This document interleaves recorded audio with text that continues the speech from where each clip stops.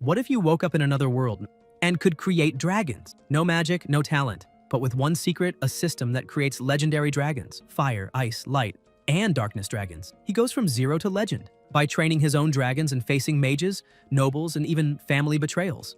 Magic Academy. But the more power he gains, the closer he gets to a dark secret.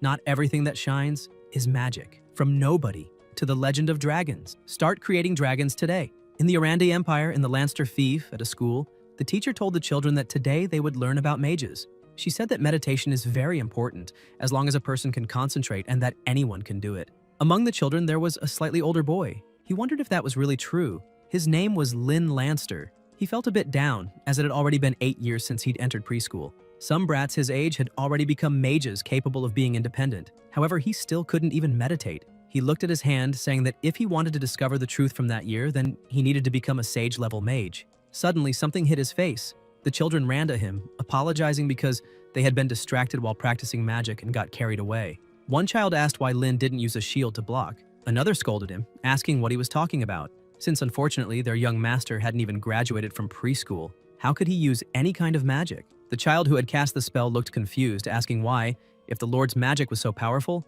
Lynn was still a beginner. Another child said it was because the young master was an orphan adopted by the Lord. They began talking among themselves, wondering if a nameless street boy like that was worthy of being the Lord's heir. While they talked, the protagonist began to feel extremely offended for not having graduated preschool, for being an orphan, and for being called a street boy. The children went back to playing, and Lynn thought those brats really knew how to stab a person in the heart. Suddenly, a commanding and frightening voice asked one of the boys what he was babbling about.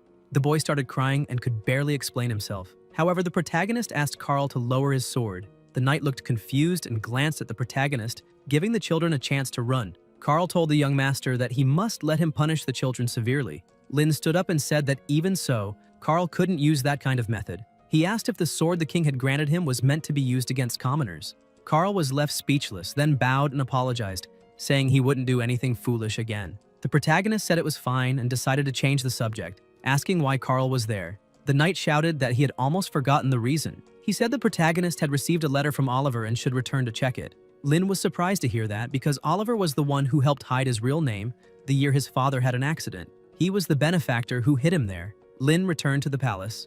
He thought that Oliver knew he couldn't sense magic and had been trying to help him in every way possible. The protagonist got off the carriage happily, thinking Oliver must have discovered something this time. He entered the estate and greeted his father, saying he was back. The man turned and told Lynn to go study quickly. This man was the elder brother of the protagonist's mother. His name was Blaine Lanster. He said he had Oliver's message and would like to hear it with him. Lynn thought he should call Blaine uncle, but to avoid exposing his true identity, they had to be known to the outside world as father and adopted son. Blaine used a bit of magic, asking the little statue to read the letter. The statue's eyes began to glow and repeated exactly what was written in the letter. "Greetings, Duke Blaine.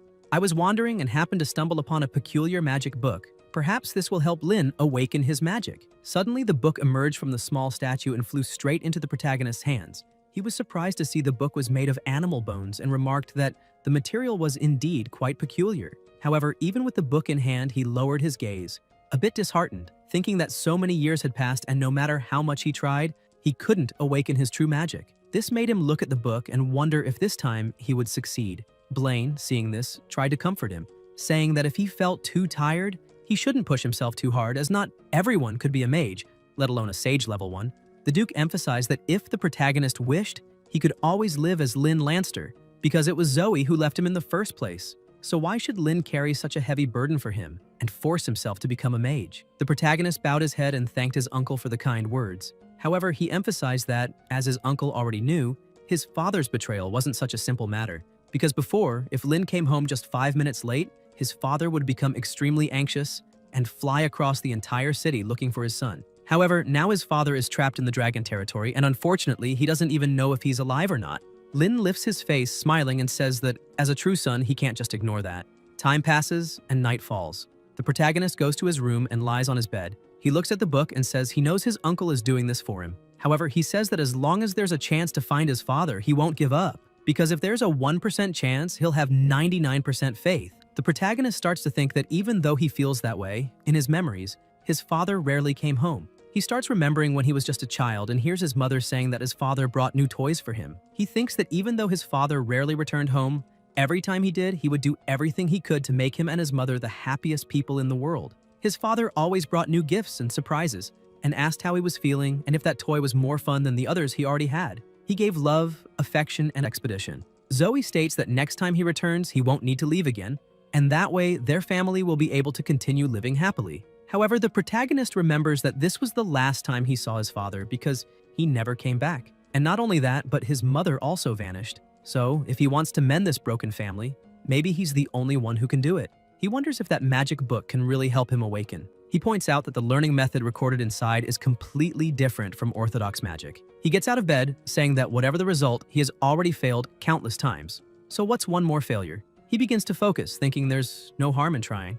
He starts to gather his aggressive energy and draw it close to his body. However, something goes wrong and he gets frustrated and punches the wall, saying he failed again. But several orbs of energy surround him, and upon noticing them, he's surprised to realize its magical power and he can finally perceive magic. Suddenly, he begins to feel a tremendous pain. He starts coughing blood and wonders why it suddenly feels like his body is going to explode. He begins to kneel from the pain as all that energy is pouring into his body. He worries and asks if he's going to die like this. However, he starts to get angry, saying there's no way he can die like this, because if he dies now, how will he look for his family?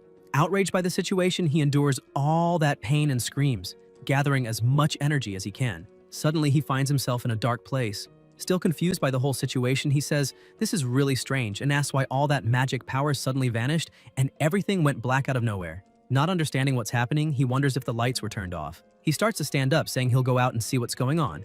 However, when he moves his hand, he feels something strange. He grabs the sphere in his hand and starts asking what it is.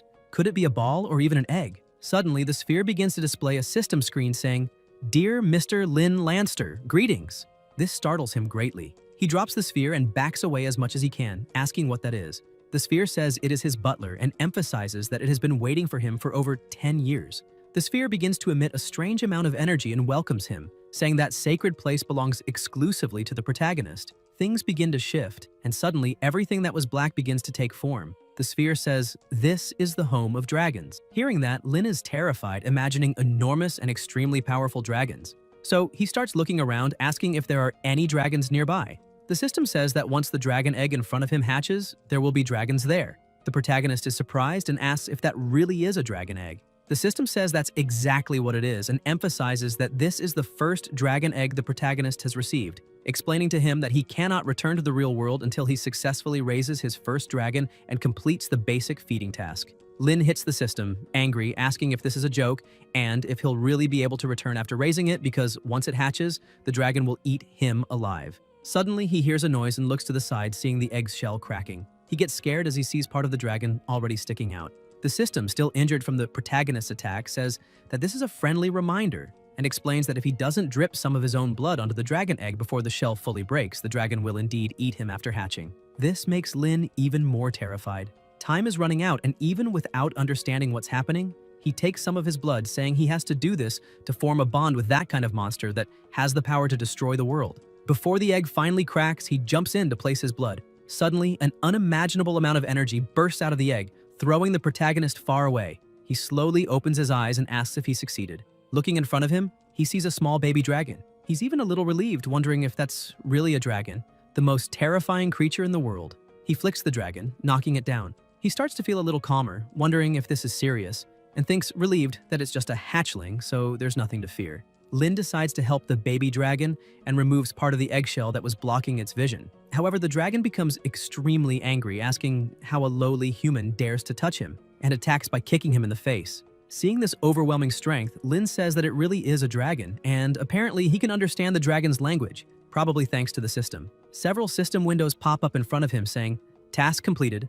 Congratulations on acquiring your first dragon. Dragon Creator. You have earned 5 experience points and 50 gold. You've been awarded the beginner reward, 1,000 gold. The system explains that gold can be used to buy feed, field structures, and field expansions. System gold and real-world gold are equivalent at a 1-to-1 exchange rate. Lin starts to get a little more excited and asks if he can really use real money. The system asks him to continue the main task and explains that he needs to build a fire-type dragon nest. The reward is 5 experience points and 50 gold. The protagonist holds the baby dragon in his hands and asks if he really has to build a fire-type dragon nest, because if that's true, then he should build a home for that little hatchling. The The baby dragon starts to get angry and tries to breathe fire at the protagonist, saying that no one would appreciate a house made by a human and asking if he's joking. However, Lin doesn't even care about what the baby dragon is saying and starts messing with the system. He notices he can build a beginner fire-type dragon nest with just 100 gold, and that's not expensive at all. The dragon keeps complaining, asking the protagonist to let him go because how could he use a house made by a human? Suddenly, something starts being built nearby, and quickly the system notifies that the area has been expanded and congratulates him for completing the task, stating that he earned 5 experience points and 50 gold. Beginner Fire-type Dragon Nest, Fire-type Dragon's Paradise, Growth, 1 more day, can hold up to 500 gold. Seeing that, the little dragon is completely delighted by the place.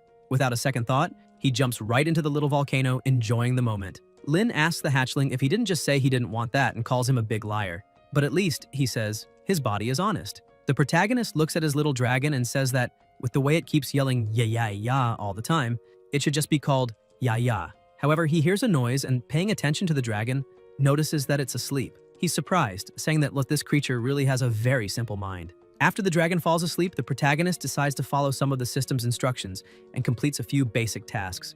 Everything is finished with just a few taps.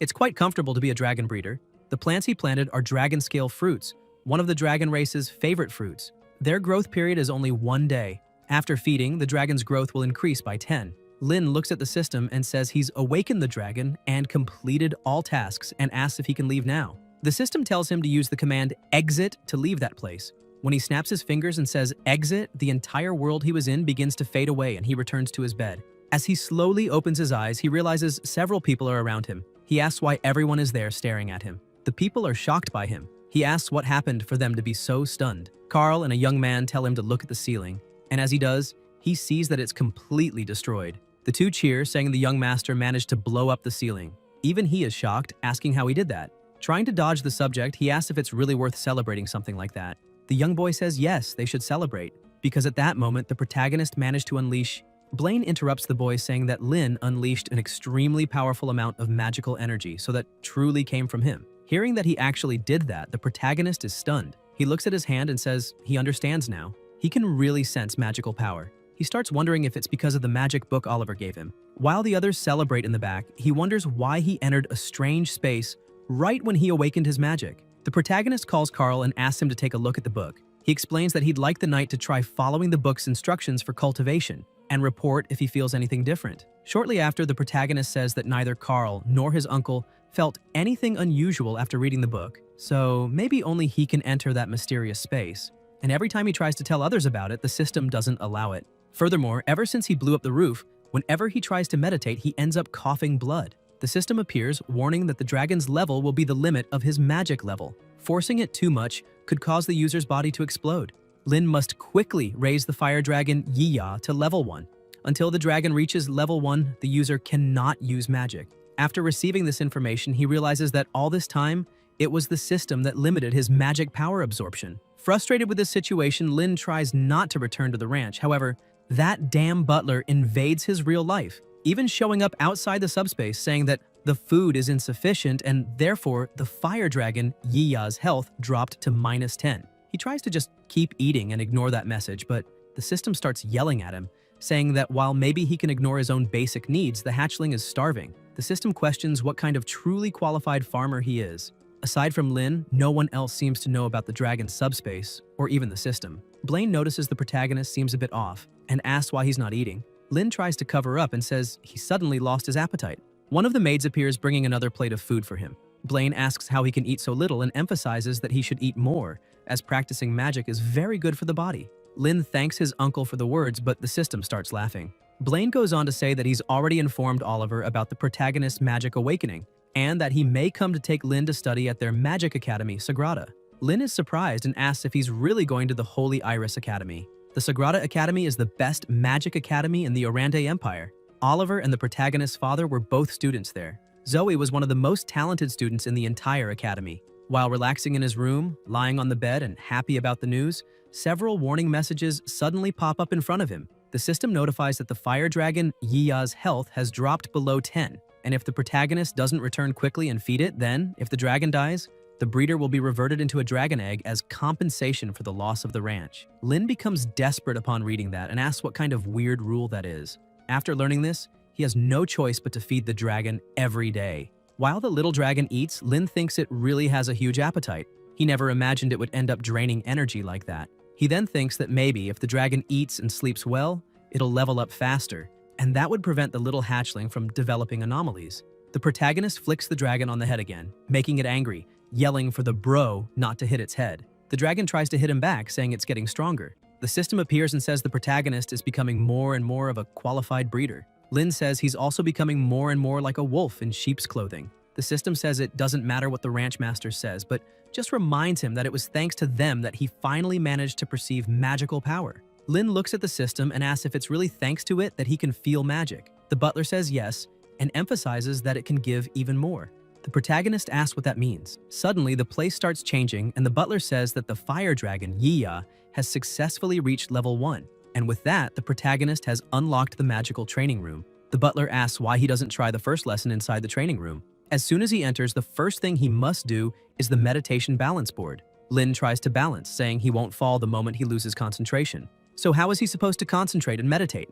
A timer appears, and after 5 seconds, the butler warns that time's up and the meditation failed, so he'll now drop the hammer of retribution. The hammer starts falling with 40 tons. The protagonist is extremely scared, saying that's brutal. Location. The dragon starts getting excited. Lin asks what's wrong and if he's scared, but the dragon says that's nonsense. He's not afraid of anything. However, at the exact moment the two are teleported out, someone notices and opens their eyes. A powerful warrior with a giant dragon asks why there is a dragon outside the Rift Valley. Yiya slowly opens his eyes and asks his master where they are. He says that place is much bigger than that miserable place he was in before. The protagonist asks Yiya if he's enjoying it and if he wants to fly around a bit. The dragon gets extremely happy and spreads his wings. After a month, the protagonist gradually realigned his thoughts, realizing there's no getting rid of that strange ranch, so he might as well work with it.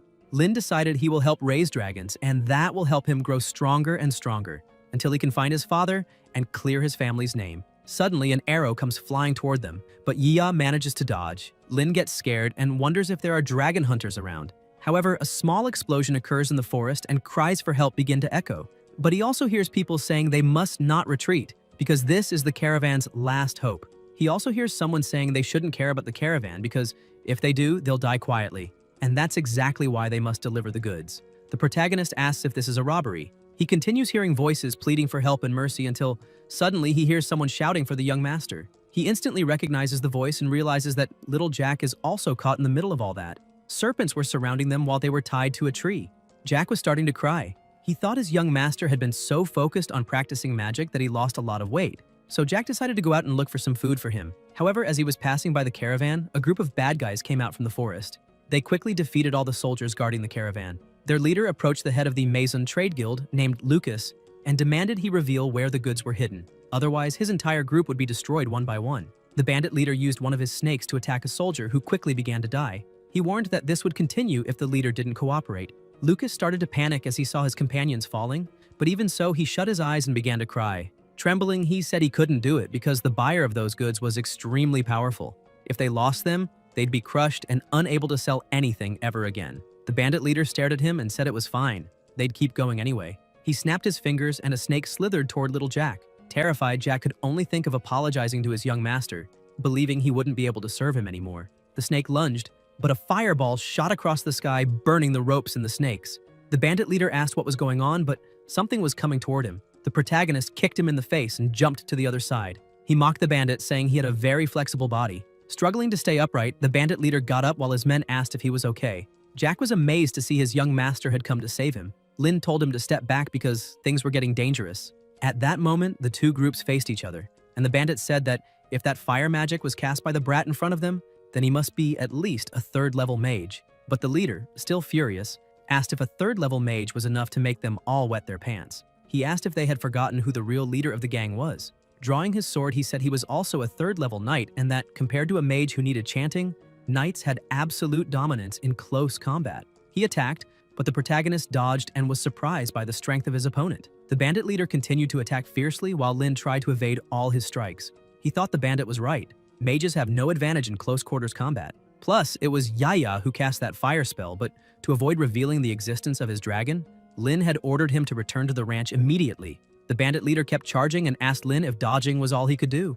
With a quick movement, he appeared behind Lin, who was surprised by his speed. The protagonist tried to dodge, but not fast enough. The attack grazed him and sent him flying.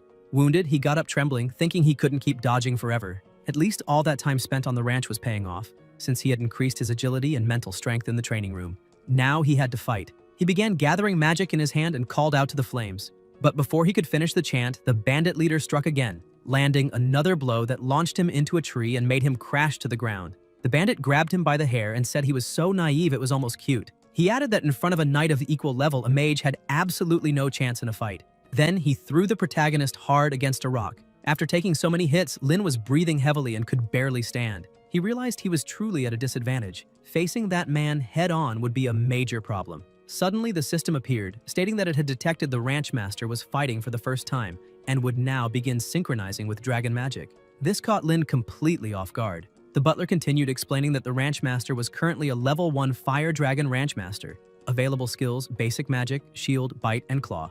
Instant fire magic, fireball. The system asked if he wanted to proceed with the import. The protagonist started wondering if the instant fireball was the ability the hatchling got after eating the dragon scale fruit, and he was extremely shocked to discover he could actually use the dragon's magic. The butler confirms that it's all true, stating that dragon magic is naturally 2 levels above human magic, and emphasizing that Lin can use dragon magic as long as it doesn't exceed his own level. The more dragons the protagonist has, the more types of magic he'll be able to use. Lin starts smiling, thinking the system really is amazing. He selects yes. However, the bandit charges again and kicks him, telling him not to get distracted during a fight. He mocks him, asking where the magic he's so proud of is, and if he isn't going to use it. He starts stomping on Lin, saying that if he's really not going to use magic anymore, then he doesn't stand a chance of winning. He prepares for the final blow, but at the last second, Lin reaches out to confirm the butler's prompt. The bandit leader sneers, asking if that skinny waist of his can handle the attack. Lin quickly turns and uses the instant fireball, which takes the form of a dragon, causing a deafening roar. The bandit leader manages to dodge, but his sword is completely melted. The entire gang starts to panic, realizing the protagonist used instant cast magic. With a trembling voice, the leader asks if he can really use that kind of spell. Lin gets up and starts laughing, asking the bandit if in front of a mage who can instantly cast spells, he still thinks a knight without a sword stands a chance. The gang all kneel, asking if the protagonist wants to share a meal with them. However, Lin continues his assault, unleashing an explosion that blasts everyone away while yelling at them to disappear. Shortly after saving everyone, Lucas asks if the healing magic is working properly. Lin says yes and thanks the leader of the merchants, noting that his wounds are all healed. Lucas replies that there's no need to thank him, and in fact, everyone there should be thanking Lin, since it was all thanks to him that they managed to protect the valuable goods. This confuses Lin a bit, making him wonder if they're thanking him not for saving their lives, but for saving the merchandise. Goods are more valuable than human lives. Suddenly, they say they've finally arrived, and that this is the caravan's unexpected harvest. They pull off a cloth and reveal a maiden from the elf forest. An alpha was tied up, being treated like a product. The moment Lin sees her, he's stunned, since that species has been extinct ever since dragons destroyed the world, the life form most similar to humans. Those are the elves. The merchant leader starts laughing, saying no man could resist that. Such an adorable child, and tells Lin to accept it. Lin starts getting irritated. Lucas hugs him, saying that they're all men there, so there's nothing to be ashamed of. He gets even closer, saying he wants to share something, and explains that when they found the elf, everyone was enchanted. She only looked scared and had no injuries, but the mercenaries around her might have died protecting her. After all, something that beautiful could be sold for at least 1 million gold. Moreover, he says that this isn't just a thank you gift for Lin, but also a sincere invitation to join the Maison Trade Guild. Lin asks if that's really an invitation. The guild leader says yes, adding that the guild recently faced a major crisis, and if they had a few more geniuses like Lin who can instantly cast magic, the trade guild could grow stronger. Lin walks toward the cage holding the elf and thanks Lucas for the gesture. He uses his fire magic to burn the ropes binding the elf. Lucas panics and asks what he's doing. Lin begins breaking the cage, saying that merchants who treat life as merchandise are unacceptable to him. Lucas gets nervous and asks if Lin knows how valuable that item is. This would cost them a fortune. Lin fires a small fireball at the ground, frightening the guild leader. He runs off, terrified of Lin, saying he can do whatever he wants. The other soldiers, also afraid after witnessing Lin's power, flee, leaving the elf behind. Lin continues using fire magic and melts the cage that held her. He reaches out and tells her there's no need to be afraid. He's there to free her. A bit hesitant, having only been treated as merchandise until now, she avoids his hand at first, but eventually accepts his help and steps out of the cage. He asks if the flames hurt her. Shy, she lowers her gaze and thanks him, but he smiles and says it was nothing. The protagonist introduces himself as Lin, and if she doesn't mind, asks for her name. The elf becomes even more embarrassed. He also feels a bit embarrassed, thinking that she got startled too easily, like a little bunny. He tries to ease the situation by saying it's okay if she doesn't want to tell him her name, since they'll meet again anyway. He turns around and starts walking away, telling her she should leave that place and not let anyone else capture her. But she suddenly shouts no, showing a bit of fear and gratitude. Meanwhile, little Jack was roasting some meat. He laughed happily, saying he finally managed to get some meat for his master.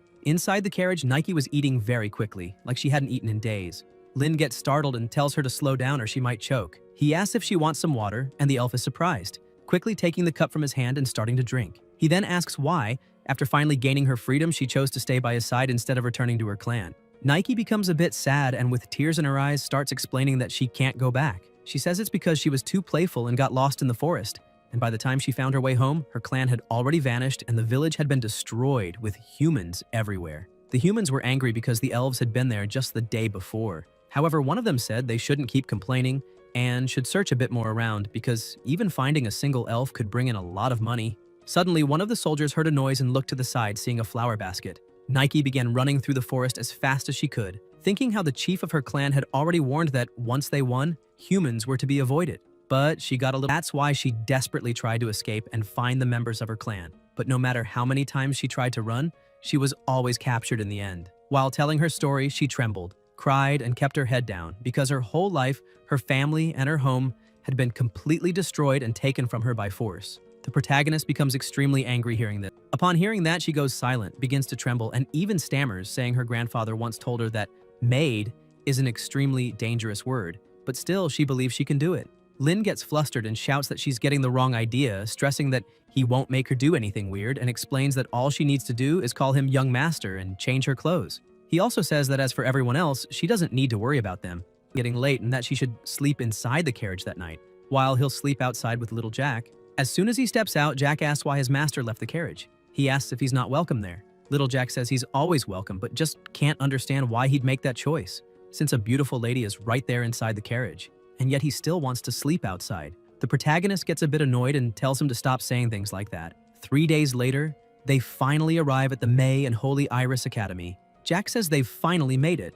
As they get out, Lin remembers that Oliver had said he would tell him more about the book made from dragon bones once they arrived at the academy. He begins to wonder if Oliver already knew there were dragons inside the book when he sent it. Suddenly, the butler appears, saying that it has detected the host's arrival at the Holy Iris Academy. He tells him to explore the academy to find quest clues and unlock the water dragon egg. Lin is surprised to learn that there are other dragons. The butler tells the farmer not to be so dismissive and asks if having more dragons wouldn't make him stronger. The protagonist asks if he can really get stronger. The system says yes, and emphasizes that the farmer has only hatched one dragon egg so far, and that his current status is Farmer Lin, first class mage level, total unlocked species, 1. The butler explains that as long as the farmer continues to complete missions and unlock the 6 dragon egg types, fire, water, wind, earth, light, and darkness, then he'll gain affinity with all magical attributes.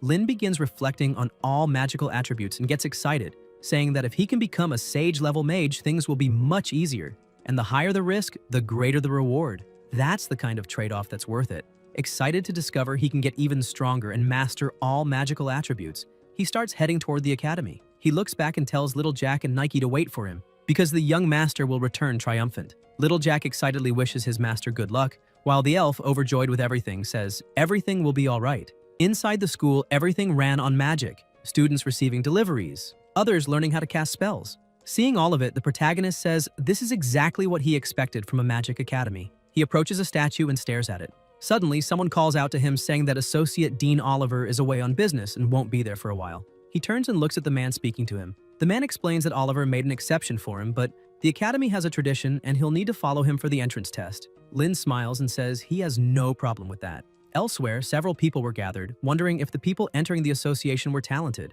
Some said they believed the magic affinity or talent level must be at least average or high, but most thought they were just average. One student shouted that maybe one of them is high level since he was chosen by Oliver. Suddenly, the protagonist shows up, and people are a bit startled, saying he's arrived. Without hesitation, he walks past everyone like a true king. A man holding a crystal ball calls Lin and says his name is Fred Edmund, and he will test the protagonist's magical talent. He asks if Lin is ready. The protagonist smiles and says yes. Fred says he admires the protagonist's confidence. He tosses the crystal ball and tells Lin to just relax his mind and place his hand on it. However, Lin hesitates for a moment, realizing he forgot to check something. He calls the butler and asks if the ranch will be detected by the crystal, because if they discover Yia's existence, it could be a huge problem. The system tells him not to worry, as the crystal only detects his magical talent level and nothing more. Fred calls Lin's attention, saying he's taking too long. The protagonist apologizes, starts to focus, and places his hand on the magical crystal, thinking that his magical talent shouldn't be bad since his father was a genius. Suddenly, the crystal begins to change color and emit a yellow light. Fred is impressed and wonders if that's really the supreme level, because if that's the case, then Lin is truly discreet. He reflects that the Academy has never made exceptions before to keep things fair, and he even complained to Oliver about it. But that child, he asks if someone like that could really exist. Then he suddenly starts laughing and kneels down, announcing that Lin Lanster's test result shows low talent level, fire element, and weak affinity. Everyone around begins to feel disappointed, including the protagonist, who keeps trying to pour more of his magic into the crystal, asking how that could be possible. But Fred turns around, clearly uneasy about the situation. The butler appears again, saying that unfortunately the protagonist didn't let him finish speaking earlier. He explains that Lin's magic awakening method is different from everyone else's, so his talent is limited according to his current magic level, meaning his talent will only increase as his magic level rises. Lin asks if the butler is joking. The students around start commenting, saying he's weak and that, despite all the talk about him, there's nothing special. He's not even average, and that makes others question why Oliver chose someone like that. Fred approaches Lin, sighs, and says that the associate dean made an exception for him, so Fred can't say much. He hands Lin his materials and asks him to show up the next day on time. Suddenly, someone approaches and calls out to him. The butler warns that an important quest character has been detected. He says the person's name is Augustine and his position is president of the Truth Student Union. The butler explains that the quest requires the protagonist to defeat him in the Mage's Trial Tower to obtain the fragment of the Water Dragon Egg. However, that will only unlock after completing the pre-quest of the Mage's Trial. Quest difficulty: high. Lin is surprised and starts to wonder if the system can really assess other people's strength, and it seems his first target won't be easy. Augustine walks up to him and politely demands that he give up his student uniform and badge and leave the academy immediately. He says he doesn't know what tricks the protagonist used to deceive the associate dean, but for garbage like him to sneak into the academy with such underhanded methods, just standing there already stains the academy's honor. Hearing this, Lin starts remembering his childhood, being humiliated by other children, told to go away, asked if he thought a trader's son could just buy cereal from the store. Those people insulted him, saying that for trash like him, born of a fool, just standing there polluted the air they breathed. The protagonist starts smiling and says that, for a president, Augustine sure talks like a gangster. He asks Augustine one thing: isn't a president who stubbornly belittles others just because they're less privileged the one truly staining the academy's name? Other students nearby ask where Lin's going with that, saying someone like him, who came in through the back door, has no right to talk about dignity. One of them adds that the president shouldn't stress over a student like that at Wars. He won't even pass the test, so sooner or later he'll be expelled anyway. Lin begins to get irritated and fire magic starts forming in his hand, but he takes a deep breath and thinks he needs to calm down. Even though he's furious, he doesn't want to give up. He admits to himself that it's true he entered through the back door and that arguing is pointless. If he can't get along with his classmates and teachers, his studies will suffer, and that'll make it much harder to build a solid foundation to become a sage-level mage. The protagonist turns around and starts walking, leaving them standing there. However, the people begin to laugh, saying he talks too much and does too little, pointing out that he's running away like a coward. He looks back irritated, thinking that he needs to find the fastest way to become stronger, realizing he can't rely on the system alone anymore. With hatred in his heart for being treated like that his whole life, judged because of his father and his family and looked down upon himself, he swears that he'll use his own strength to make them all swallow their words. Shortly after, the butler welcomes the host back to the Dragon Ranch. He brings a report saying that the dragon scale fruit is ripe today and that the small fire habitat is also producing normally. However, the fire dragon Yia is upset. Yia starts sucking in air and spits fire at the protagonist, yelling angrily and asking why he still hasn't upgraded the habitat. Lin brings some fruit to the dragon, asking him to be a little more patient and endure for just 2 more days. After that, he promises to make the change. He asks the dragon to eat some of the dragon scale fruit first, but Yia refuses and starts throwing a tantrum, saying the protagonist said the same thing 2 days ago and that he won't eat anything else if the habitat isn't upgraded. Lin starts force-feeding the fruit to the dragon and says he really will keep his promise next time. The dragon calls him a liar and asks if Lin really thinks he'll care just because he was fed. The protagonist sighs and says his dragon really acts like a child, then tells the butler he wants to leave. While being teleported back, he thinks that the small fire habitat generates 500 gold per day and that, after planting a few fruits, he still has a bit of money left. However, to upgrade the small fire habitat, he'll need 10,000 gold. The next day, he gets up and says he needs to find a quick way to make money. While getting dressed, he says he could work as a waiter, transport goods, or even take on a few mercenary quests. He thinks that raising a child really isn't easy. Suddenly, he hears a sweet voice calling him, saying it's time for breakfast. He opens his bedroom door, saying he's on his way. But when he sees Nike, he's speechless. She shows him her outfit, saying the inn servant told her it was the outfit he picked for her. Embarrassed, she asks if he thinks it looks strange. Lin walks over to her and gently pats her head, saying it's not strange at all. He explains that it's the kind of outfit maids usually wear in the human world. However, he lowers his gaze slightly and admits that maybe he went a little too far with her. The protagonist tries to explain that if it weren't for the academy only allowing maids to accompany students, he would have given her a beautiful dress. Upon hearing those words, she is completely charmed by her master's thoughtfulness and kindness. She runs to hug him, saying that she'll never feel like a burden as long as she's by his side. Lin wonders what Nike radiates, a pure essence of the forest. He looks at her and says it's all right, adding that they'll head to school after they finish getting ready. Once he arrives at the school, he thinks that the entrance exam he took the day before made him famous across the academy. A man sitting at a desk asks if he's Lin Lanster, and the protagonist says yes. Though visibly annoyed, the man approves him. Lin thinks that although their attitude was terrible, none of them tried to make things difficult. After approving him, the man throws a paper at him, saying everything's ready and that he just needs to take it to his assigned classroom, which is in the construction zone, Section 1B. Once there, he needs to introduce himself to the teacher. Lin follows the instructions and heads to his class, and everything was going smoothly, except for the teacher. As soon as he enters the room, the teacher slams her desk, yelling at him to stop and demanding to know who let him in. This is Professor Yisha. She calls out the protagonist, saying the things she despises most are nobles who rely solely on connections. She ends walking, and as he passes by her, says that to be honest, since he entered the academy, Vivian is the first person who didn't judge him based solely on rumors.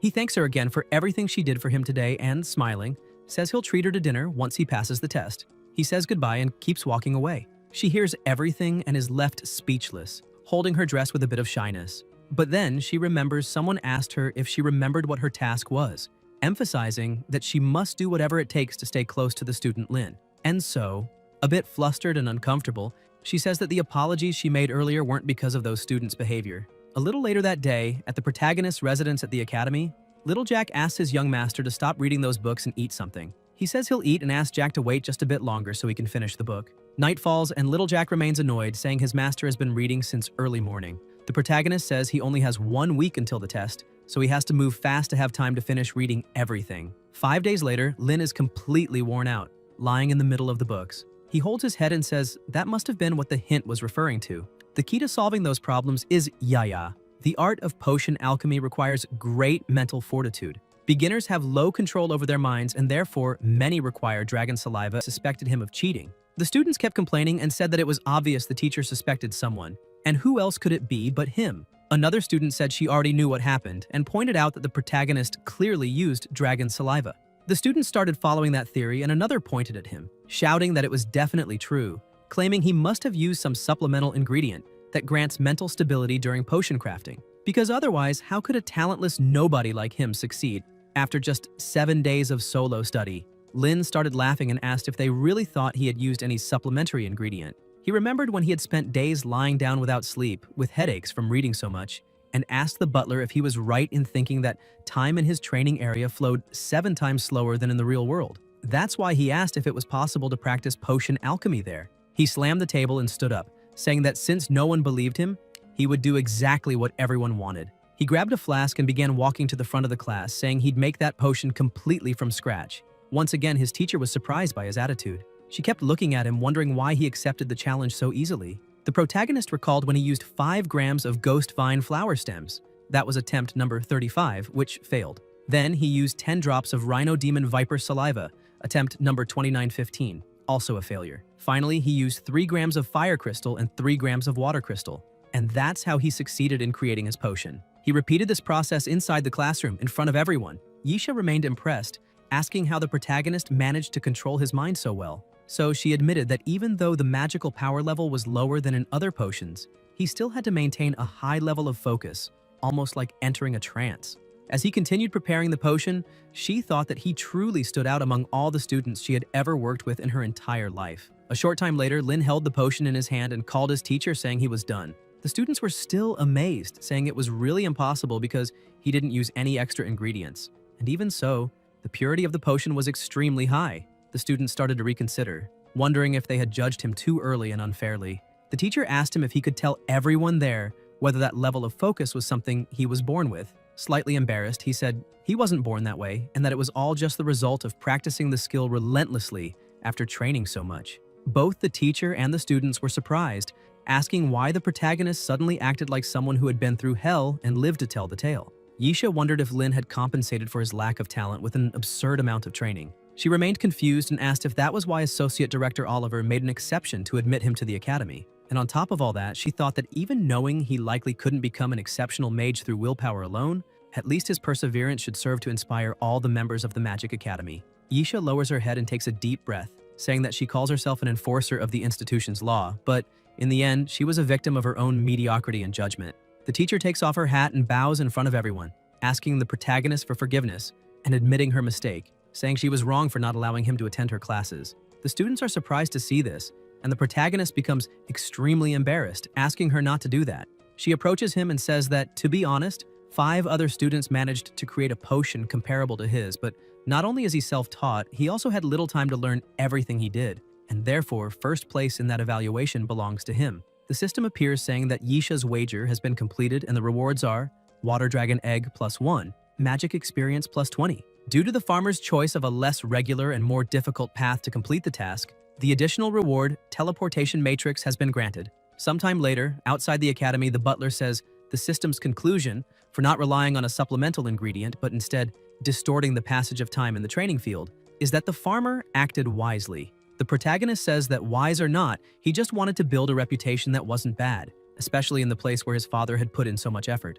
Besides, how could he use dragon saliva in such a mundane situation? He picks up one of his potions and says he still plans to trade it for real wealth. The protagonist continues making his potions and says that the saliva from that hatchling is quite useful because with it, he can easily make advanced potions, and 1 bottle of those can be sold for gold. With a few flasks in hand, he mentions that he'll go to the merchant chamber tomorrow to sell them. He remembers that Yi was extremely angry, shouting that if the protagonist didn't replace his habitat immediately, he would burn down the entire ranch. He takes a deep breath and says that the new nest for that hatchling can finally be built. Lin looks out the window and comments that it's getting late. Seeing the sunset, he wonders if Vivian has already finished work in the library since he had mentioned that he'd treat her to a meal after the test. He grabs his clothes and says that if she hadn't helped him find so many books on potions, he really doesn't know how far off track he would have gone.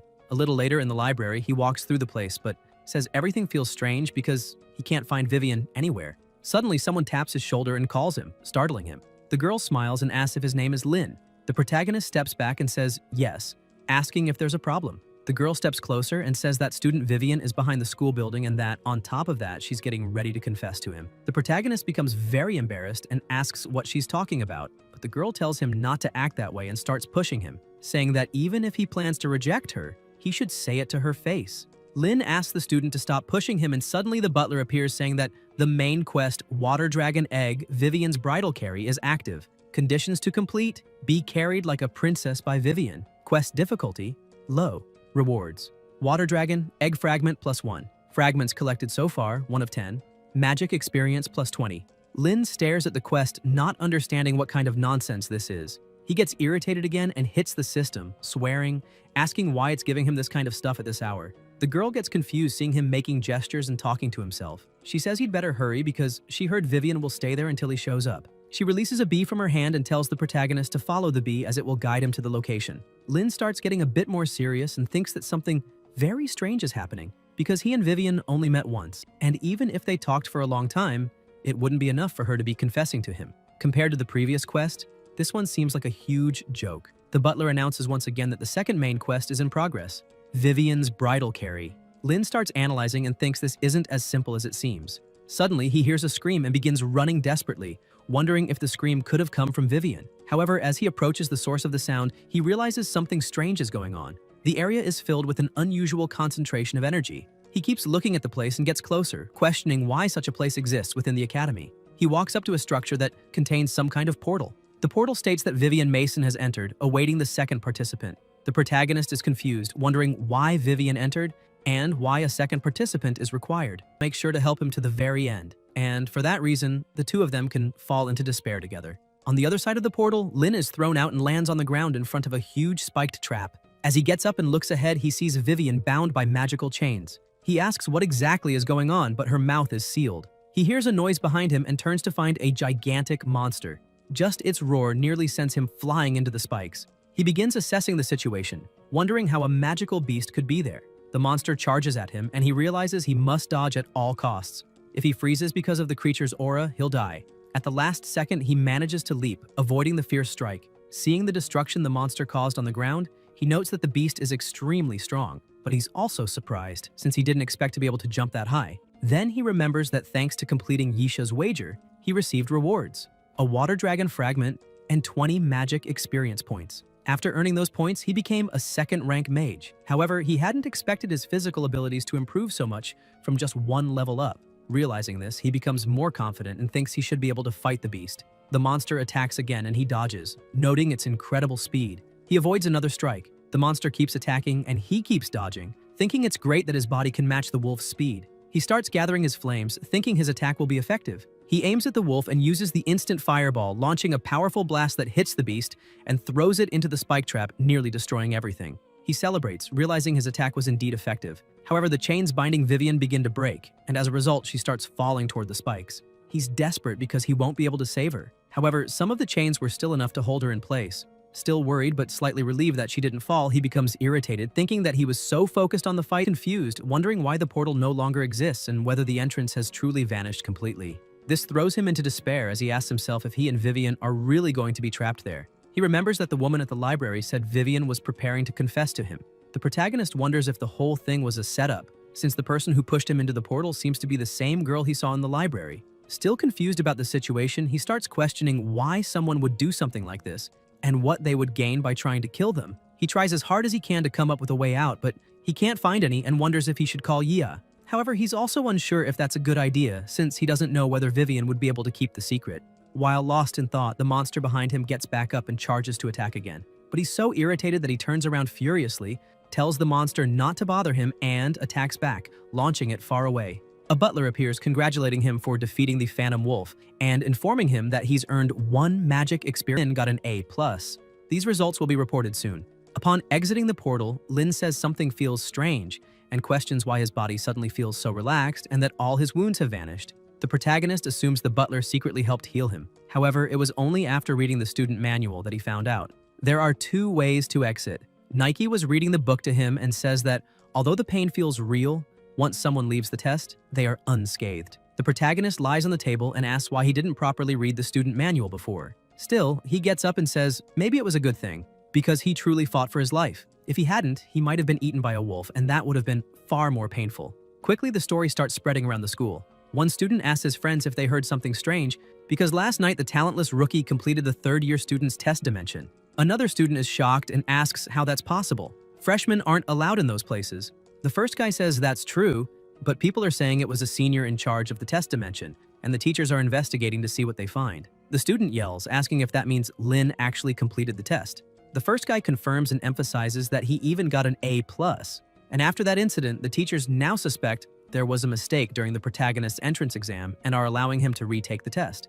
Inside the Truth Student Union, students are gathered around a magic crystal, waiting for the results to be revealed. They're shocked, asking if someone is messing with them, because in the second test, the protagonist's talent and fire affinity became mid-level. They start questioning how that's possible. Just a day ago, he was a weakling. Augustine sits on his couch drinking, annoyed by all the chatter around him, until he yells at them to stop and stop being so arrogant. He turns, irritated, grabs his coat, and says class is almost over, so they should get ready for patrol. While leaving, he says he'll find a chance to see for himself whether Lin is truly capable. Elsewhere, the protagonist looks around wondering why he suddenly has a sinking feeling. The buyer trying to purchase his potions asks why he's backing away, saying if the offer is too low, they can renegotiate. Lin apologizes and says he just got lost in thought. Still, he offers to sell 15 potion bottles for 20,000 gold coins because the merchant seems honest.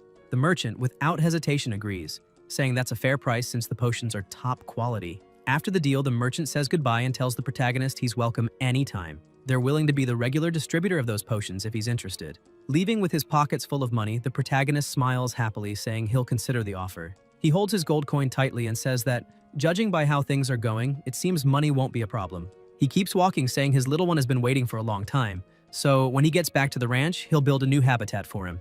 Later, back at the ranch, the habitat area has been expanded. Yiya is impressed with her new home and starts celebrating, saying her habitat has finally grown.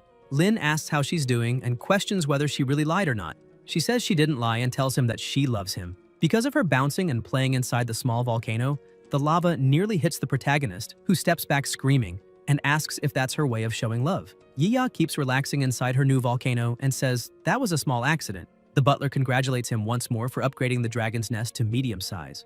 With that, he gains 5 experience points, 200 gold, now totaling 27 out of 200 XP, and unlocks a new area, Dragon Training Field. The system asks if he wants to go there now. Lin is excited about the new training field and Yiya asks if it's a new place to have fun. He calls her to take a look and snaps his fingers, asking the butler to teleport them there. While being teleported, the protagonist wonders what the new field will be like. It could be a dangerous flight path or an intense, merciless arena. Either way, he says it must be much bigger than his tiny training room. But once they arrive, they realize it's nothing like that. He asks what they could possibly do on that platform. Yiya also gets annoyed, asking if the butler is joking with her. The system appears, asking them not to be impatient, since the more tasks the protagonist completes, the bigger the training field will become. After completing all the tasks, he'll unlock the Dragon God Arena. Lin is enchanted by the name Dragon God Arena. Yiya asks what that could be. The butler asks him to complete the first training task, wave the interactive dragon wand 1,000 times. Upon hearing the sound and movement of the wand, Yiya becomes amazed and delighted. The protagonist throws the wand to the ground and asks if that's not for cats, wondering if the butler really thinks that changing the word cat to dragon means he's training a dragon. He keeps arguing with the butler, asking why he doesn't give a real task. Yiya, who is excited to play, starts looking at her owner and becomes extremely sad. She turns and says it's okay if he doesn't want to play. Instantly, he remembers being alone in his room, asking when his father would play with him. Lin begins to wonder if the little one is feeling lonely. He figures she probably is, since she's the only dragon on that huge ranch, and he always shows up, then disappears quickly. He starts questioning why he even cares. If there's a purpose to the butler's training, he should just think of it as playing with his little one. He starts waving the wand with the dragon, and the two begin to play. Quickly, his progress begins to rise. However, the protagonist's energy was also running low. He sits on the ground, asking when this will end and whether the training is for him or for Yiya. He gathers all his strength and starts waving it as fast and hard as he can. When he reaches 999, Yiya looks at him with a different presence. He freezes, wondering what's happening because he can't move his body. Finally, the little dragon manages to grab the wand from his hand, completing the task. The butler appears once again, congratulating him for completing the training task. The fire dragon, Yiya, has learned a new skill, Draconic Fear. Lin asks how you even learn that by trying to grab an interactive wand. The butler also informs him that the user's level has increased to 3rd rank, and now he can inherit the 3rd rank magic, Draconic Fear. Using the skill will paralyze any magical beast lower in level than the user, and has a small chance to paralyze one of a higher level. The greater the level difference, the longer the paralysis. He's amazed that he also inherited a new magic skill. Suddenly, several things begin to emerge from the sea. The butler says he's also unlocked the 2nd training task, but that day's training quota has been exhausted. The user is welcome to explore it next time. Lin looks toward the horizon and says he truly understands now. It's true that every time he completes a task, the training field will grow larger. Active. The completion conditions are break the chains restraining the dragon's skeleton and help the sleeping dragon move on. Quest difficulty, medium. Reward, water dragon egg fragment, X2. Current fragments, 2 out of 10. Lin keeps looking and says that's just a regular dragon's nest. Magic experience, 50. He creates a flame in his hand and says he'll try it now. He attacks the chain, but nothing happens. He realizes he can't melt the chains. It won't be that easy. He understands that he'll need to figure out the material properties of the chain before trying anything. However, when he steps onto the sanctuary, another magic circle activates, and the dragon comes to life and begins to move. The protagonist is startled and asks if the dragon has become a ghost. The dragon quickly begins to attack him. He activates his shield to defend himself, but one strike shatters the shield effortlessly. The dragon's attack stops just inches from his neck, restrained by the chains. The protagonist watches and tries to get as far away as possible, saying, "Thank God the chains are limiting the creature's movements." However, that also means that if he breaks the chains, he'd be torn to pieces in seconds. The butler then tells him not to worry, as he would never do anything that would harm the user. Suddenly, the protagonist begins to hear a strange language saying, "Child, my child." At that moment, he realizes it's draconic language. The chained dragon keeps saying they must return his child. Lin starts looking at the skeleton, wondering if it's really the one speaking. He thinks he can understand Draconic because of the butler. The skeleton keeps pleading for them to return his child. Lin asks the system if it's because the dragon had its bones and flesh stolen before dying, and if that's why it can't move on. The butler replies that this matter is outside the ranch's jurisdiction, and he must find out on his own. The protagonist gets irritated and throws the butler away, saying that every time he asks something, the answer is always the same, and questions how useless that can be. He thinks that if he can understand Draconic, it must mean the dragon can understand his words too. The dragon keeps repeating that it wants its child. Lin asks why it's chained there and what happened to its child. He says that if the dragon can explain a bit better, maybe he can help somehow. However, the dragon just keeps repeating, "Return my child." The protagonist becomes a little disappointed and starts wondering if there's any way to communicate with it. He begins looking around for clues about what may have happened there until he spots a grimoire on a table. But the book has no title. He starts wiping it clean, wondering if it might contain any useful information. As soon as he opens it, some illusions appear in front of him. Oliver is telling Zoe to believe in him, because even if they weren't acknowledged by their peers in the modern age, their research would certainly go down in history. The protagonist starts shouting for his father and uncle. He keeps looking at the book, now realizing that the place might have been their lab. However, all the pages in the book are blank. Lin starts thinking that maybe the book that helped him awaken the Dragon Ranch was the result of that experiment. He thinks dragons are evil and should be killed. However, he wonders if his father let the dragon go because he didn't agree with humans experimenting on dragons. Lin starts to get confused. If that were the case, his father should be on the opposite side of his uncle. He remembers when he was a child and Oliver told him there was something different about his father's situation, and that when Lin became a sage-ranked mage, he would tell him how to clear the family's name. Lin starts questioning why his uncle wants to help him so much. Lost in thought, he hits his head, saying he can't think about that right now. He turns and begins to leave the room, saying that even if he finds an answer, it proves nothing, since that book is just an empty grimoire left there by someone unknown. And that's exactly why he won't find any new clues there. He begins to pass through the portal, saying he needs to investigate more outside, because out there he can definitely discover more things and complete this task. Shortly after, the protagonist calls Vivian and asks her to place her hand on the wall, asking if she feels anything. She looks at him and says she can feel the spider web he didn't clean properly. Later, Shua appears and tells the protagonist that he asked around, but there don't seem to be any legends about dragons inside the academy.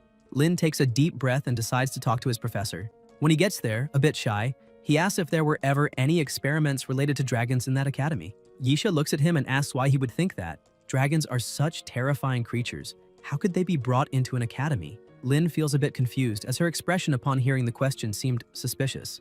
The professor continues talking and asks why, instead of being curious about something so unnecessary, he doesn't focus more on his studies. She says that, given his excellent performance in the 5th trial realm, the academy has arranged an extra test for him before the final exam. Lin asks what she means and if he really has to do something extra. She says yes and explains that if he manages to pass this extra test, he'll be able to skip 2 years of study and also gain qualification to enter the Mage Trials Tower. She explains that the trial realm he cleared was modeled after the Mage Trials Tower, which is the hardest trial realm in the academy. The protagonist is surprised by that. The Mage Trials Tower is the masterpiece of Chancellor Gladstone, the academy's only sage-ranked mage. However, it contains more dangerous mechanisms, fiercer demonic beasts, and each floor becomes harder as one progresses. Only recognized students are allowed to enter the tower to test their limits. Those who perform well receive several special rewards, such as a Medal of Honor. Lin says he's heard about that medal before. The professor continues explaining and says that every time the trial tower is opened, the king of the Orandi Empire personally attends. The protagonist is surprised and asks if the king really shows up there. Yisha says yes, and that the Medal of Honor is personally awarded by the king. Students who receive the Medal of Honor have the same authority as teachers within the academy and can even study in the Imperial Library. She points out that this way, he'll be able to find information he can't access within the academy. Lin is shocked and wonders if Miss Yisha is actually giving him a hint, because the information not found in the academy might be exactly what he's looking for. Immediately, he gets excited and tells his professor that he'll take the extra test and asks if he can know more details. Yisha shouts that he must defeat her before the final exam. The protagonist looks at her, realizing she's a 6th-rank mage. That makes him uncomfortable, and he starts thinking it must be some kind of joke. How could a 3rd-rank student defeat a 6th-rank professor? He keeps thinking the academy could have just told him directly that he's not allowed into the tower. Yisha steps closer and says that during the battle she'll suppress her power to match his current level. He says she should have mentioned that earlier. Still, she touches his shoulder and explains there's half a month left before the extra test and says she's looking forward to seeing how he performs. The butler also appears, saying the Water Dragon Egg Quest has been activated. He must qualify to enter the Mage Trials Tower. Victory conditions. Defeat 3rd rank Professor Yisha without using draconic magic. Quest difficulty low. Rewards: 1 water dragon egg fragment and 30 magic experience points. Lin freezes, wondering how he's going to fight without using draconic magic. He starts thinking that a 3rd rank versus another 3rd rank might seem fair on the surface, but the professor's understanding and control of magic are far beyond what a beginner like him could achieve, especially a water-specialized professor whose magic would counter his. However, in magic, it's not just about attributes but also skills. So his only chance to win is to learn new skills before the extra test, skills that Professor Yisha won't anticipate. That way, he might be able to counter her water magic. The protagonist starts studying like crazy to learn more. Using the reward notebook from the butler, he keeps training non-stop and even recites new incantations like "Spirit of Fire resounding between heaven and earth, please hear me." But he begins to think that blindly studying won't be enough. He also starts sparring with Yia, but ends up getting hit and almost roasted alive. The little dragon laughs and asks if she's not amazing. The protagonist asks if she's trying to kill him. Still, he keeps training with her, thinking he needs more combat experience. Over time, he starts dodging Yia's attacks. He thinks that even though training and fighting every day is exhausting, he's felt a significant improvement in both his magic skills and his bond with Yia. In that brief moment, he begins to feel fulfilled and happy as he continues preparing for the extra test. As time passes, the day of the test finally arrives. The two are already in the arena, and many people begin gathering around. Some students comment that the protagonist only reached 3rd rank half a semester ago and is already bold enough to fight Professor Yisha. People start whispering that no first-year student has ever had the chance to enter the Mage Trials Tower. So how is Lin, with only mid-level talent, going to be the first? They say he'd better lose quickly so that boring registration tasks can be finished and preparations for the trial tower can begin. Vivian gets irritated, saying that kid shouldn't say such things because student Lin is amazing. Shua is also annoyed and says that if the protagonist loses, he'll eat his own hat. The professor announces they're starting and explains that the first to be hit by magic or knocked out of the circle will be declared the loser. Both begin casting their spells and the battle begins. The protagonist uses the multiple fireball technique, while the professor uses the multiple water ball technique. With that, she completely nullified his attack. However, Lin thinks that his professor summoned twice as much as he did, which was already expected from a 6th rank mage. Even though she suppressed her power, she's still extremely strong. Yisha scolds him, saying he shouldn't act so hastily since he hasn't learned wind magic yet. She then begins using the Furious Silver Serpent dance. The protagonist thinks this is really bad and uses the Ring of Fire. With the Ring of Fire circling, he managed to interrupt her attack and save himself. The professor is impressed and asks if he really used the Ring of Fire to vaporize her water serpent. Shua shouts from the crowd, saying he's truly amazing. Lin thinks that attack came way too close. Yisha admits that the protagonist's understanding of formulas and skills is far beyond that of his peers. However, facing power that can't be overcome with tricks is what she wants to see if he can handle. She uses another attack called 3rd rank Torrent. Lin immediately counters with 3rd rank Fire Spring. The two attacks collide mid-air. People comment that Lin's Fire Spring is being pushed back and wonder what he was thinking, trying to go head-to-head with a much stronger professor using his own magic. Yisha tells him that clashing directly with her isn't a smart move, but he remains silent, staring at her. Suddenly, she's surprised, thinking there's no way he could have done that, because the flames didn't rise up through her water column. She realizes it was the protagonist who controlled them to go up. The fireballs begin to gather around her, making her wonder if he's truly capable of controlling the fire element so skillfully. Lin smiles and says that thanks to her, he had time to prepare that spell. He begins casting his magic again, saying, "O spirits of fire, resounding between heaven and earth, please answer my call and let the meteor fire fall." Countless fireballs are immediately created and fired at the professor. Yisha starts thinking that Lin hasn't just become a 3rd rank mage, but also learned the art of meteor fire, which is nearly impossible for someone at his level. With that, she admits the protagonist has grown beyond her expectations. A massive explosion erupts in the arena.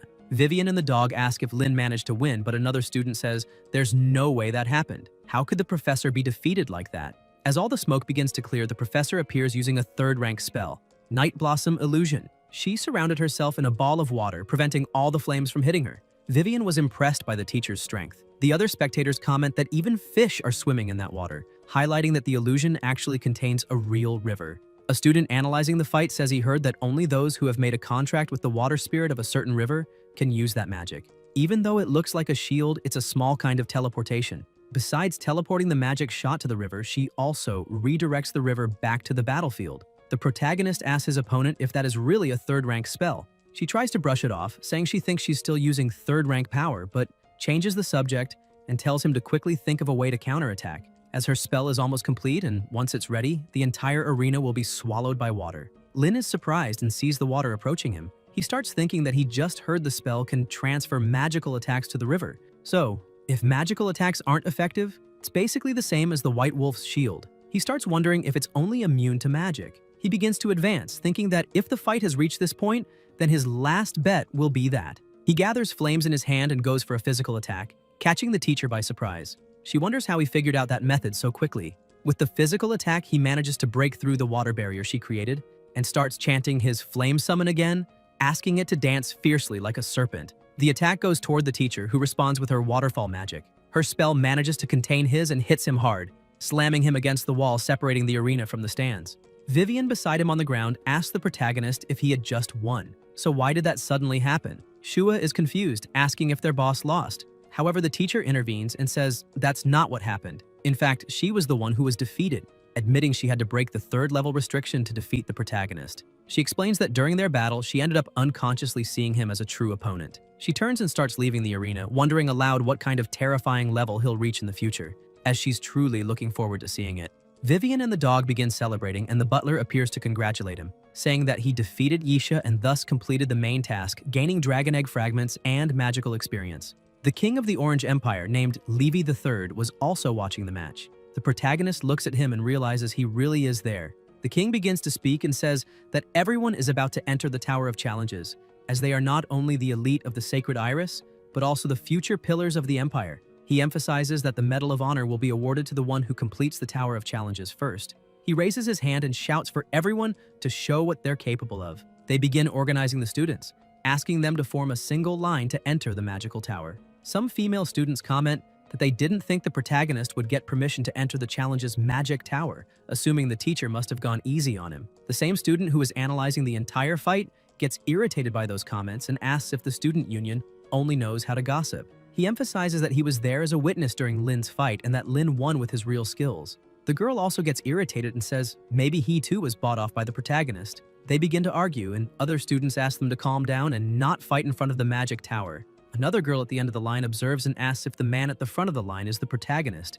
The same girl from before points her finger at him and says she doesn't know what he used to fool everyone, but his act will end because the president of the student union already told everyone that he himself will test Lin's abilities. Seeing this, the protagonist starts thinking about Augustine, and the girl asks if he got scared. However, the protagonist was just thinking that he still has a task to complete, but doesn't know if he's ready to defeat Augustine. Suddenly, the butler appears and announces that the previous task of defeating Augustine in the Tower of Magical Challenges hasn't been completed, and advises the user not to start the next challenge. Lin is confused, asking why the previous task hasn't been completed, as he thought qualifying to enter the magic tower would be enough. However, this means there might be other tasks inside the tower. While he was lost in thought, one of the supervisors called out to him, saying he was the only one left, except for the protagonist. He apologizes and begins entering the magic tower. The king announces that all students have entered and the challenge must now begin. As soon as Lin crosses the portal, he's impressed and asks if that's really the Tower of Magic challenge, because compared to the Kingdom of Challenges, this feels like an entirely different world. This is the first floor of the Magic Challenge Tower. He notes that it's truly a place meant for veterans in the top 10 strongest. He pulls out the map in his hand and says that before entering, the teacher gave him a map since the tower has a total of 9 floors. Teleport points can be found on the map. On the first 3 floors, each teleport point is protected by magical beasts. Looking at the map, he notices there are many teleport points on the first floor. He starts moving, thinking that being killed by magical beasts or defeated by another student in a magical duel counts as elimination. He continues advancing as fast as he can, since he doesn't know how strong the other students or beasts are, so it's better to run. His strategy is to distance himself from the largest group and head straight to the nearest teleport point. Along the way, he encounters a few magical beasts but defeats them easily. The system congratulates him for defeating a 3rd-rank magical beast, the Dark Knight Leopard. With that, he gains an experience point. He begins breathing heavily and says he finally reached the 3rd floor rather quickly, but the beast level hasn't changed since the 1st floor. He steps into the teleport circle, saying that if his calculations are right, the next floor should have 4th-rank magical beasts. He notes that the higher up the tower, the fewer teleport points there are. That means that going forward, the chances of encountering others increase, so he'll need to be careful. He finally reaches the 4th floor and someone hidden, holding a magic potion, says they finally found him. Meanwhile, outside, the king watches the Tower of Mage Judgment. Yisha also watches. She thinks that although His Majesty comes every year to watch the battle, what happens inside can't actually be seen from outside. The only thing they can do is observe student movement by the lanterns hanging outside the tower. Suddenly, the lantern on the 4th floor lights up, and she's surprised, thinking someone has already reached the 4th floor. The Judgment Tower is divided into 9 floors. The last 3 floors are mechanism rooms, where students face magical beasts from rank 7 to 9, far above their current level. The middle 3 floors are task phases. Only those who complete the tasks can advance. That's where half of the students will be eliminated. On the first 3 floors, students only need to defeat the beasts guarding the teleport points to advance. Only a few are eliminated there. Teams, betrayals, fights over positions. In the end, only 10 people can pass. You could say the real challenge begins on the 4th floor. She begins to wonder how far the protagonist can go. Back on the 4th floor, a system screen appears for Lin saying, "Conditions to clear, obtain 1,000 points before all the animals are killed. Point rules, each beast killed equals sign plus 200 points. Each student eliminated equals sign minus 1,000 points." The protagonist is shocked to learn that eliminating a student deducts so many points. It means there will hardly be any infighting at that level. There are a total of 1,000 beasts for 100 people, so each person can kill 10. But he keeps analyzing and realizes that's not all. The clear condition is exaggerated. Get 1,000 points before all the beasts are killed. So even if there's no visible infighting, the moment a student kills a beast, someone else will definitely not get enough points and be eliminated. Realizing this, he starts running, saying he needs to get ahead of everyone. However, the hidden person was just waiting for an opportunity, and as soon as the protagonist passes by, they throw the flask, saying he must change. But the protagonist notices it in time and uses a fireball to preempt the attack, destroying the flask midair. He's confused, thinking, eliminating students deducts points, so why am I being attacked? He looks at the person who attacked him but realizes he has no time to waste on that and keeps moving forward. The attacker begins laughing and says he's finally been marked. 10 minutes earlier, Augustine and his team were gathered in a part of the 4th floor. He said that apparently the 4th floor wasn't suitable for fighting other students, so he'd have to wait until the 5th floor to confront the protagonist. One of the members grew irritated, saying he couldn't understand why their leader had to stoop to that level to compete with someone like that. If the leader had that much free time, then the two of them should fight instead. The young man shouted at the president, saying he was already in 4th place and questioned whether he didn't already have the qualifications to challenge him. Augustine looked at him and said he was still too weak, but the student didn't give up because his leader had promised him that if he got more points than Lin while on the 4th floor, then the two would duel once they reached the 5th floor. He started yelling that that's exactly why he won't let the protagonist get a single point. Meanwhile, Lin kept advancing until he finally spotted one of the magical beasts. He got ready to attack, saying this time he would beat the other students. However, before he could even launch a small attack, other students surrounded the magical beast and attacked it with everything they had. He grew frustrated, saying this had already happened more than 10 times. Every time he found a beast, someone else immediately attacked it, and he couldn't understand what kind of coincidence this was. Only 89 magical beasts remained, and he had 0 points. He kept moving forward, saying he was running out of time. Along the way, he heard some people laughing, saying the points were theirs again. One of the guys laughed, saying he had already gotten his 1,000 points. The other two were confused, saying they were also ordered to chase the protagonist, so they didn't understand how he was lucky enough to get 1,000 points.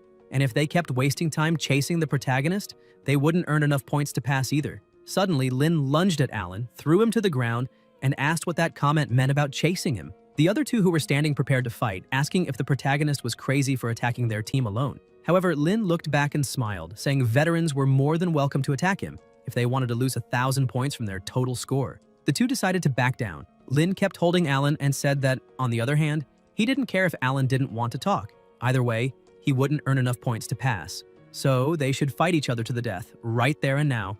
Alan began to panic, saying he didn't want that, as he had just barely earned his points and didn't want to be eliminated. Terrified of being disqualified, he shouted that it was Saren who told them to do it. If they didn't, he'd break their bones once they left the tower. Lin was confused and asked who that person was, but they said they didn't know what the protagonist had done to offend him. They pointed out that Lin had been so focused on looking for magical beasts that he hadn't noticed the air, and that if he just lifted his head a bit, he'd see an arrow pointing directly at him, saying, "Lin is right here." The protagonist was surprised and said now it all made sense. That's why people were always ahead of him, no matter where he went. Suddenly, he remembered the red powder and realized it was used in that earlier attack. He stood up, extremely angry with the situation, and Alan said the number of beasts had dropped too fast, asking if the protagonist still planned to keep going, because even if they didn't interfere anymore, others would keep tracking him, so it was too late to get 1,000 points. Lin tried to destroy the mark with a fireball, but it remained. Alan told him not to waste energy. Those markings couldn't be erased. Saren kept watching from afar, saying that as long as the mark remained, his lackeys would always be one step ahead of the protagonist, taking the magical beasts he could be getting. He emphasized that Lin wouldn't get a single point and should forget it. But then he was shocked by what he saw. Another arrow appeared and he wondered why there were two markings. Lin began moving fast, saying if they wanted to mark him, then fine. He could easily imitate hundreds of those marks to confuse them. He started using his fire ability to create countless other markings, leaving Saren unsure of what to do. Seeing no other choice, Saren began hunting magical beasts himself, since there were still 29 left. He pointed out that there were very few magical beasts remaining and refused to believe the protagonist would manage to get his 1,000 points to pass. The other students start succeeding one after another.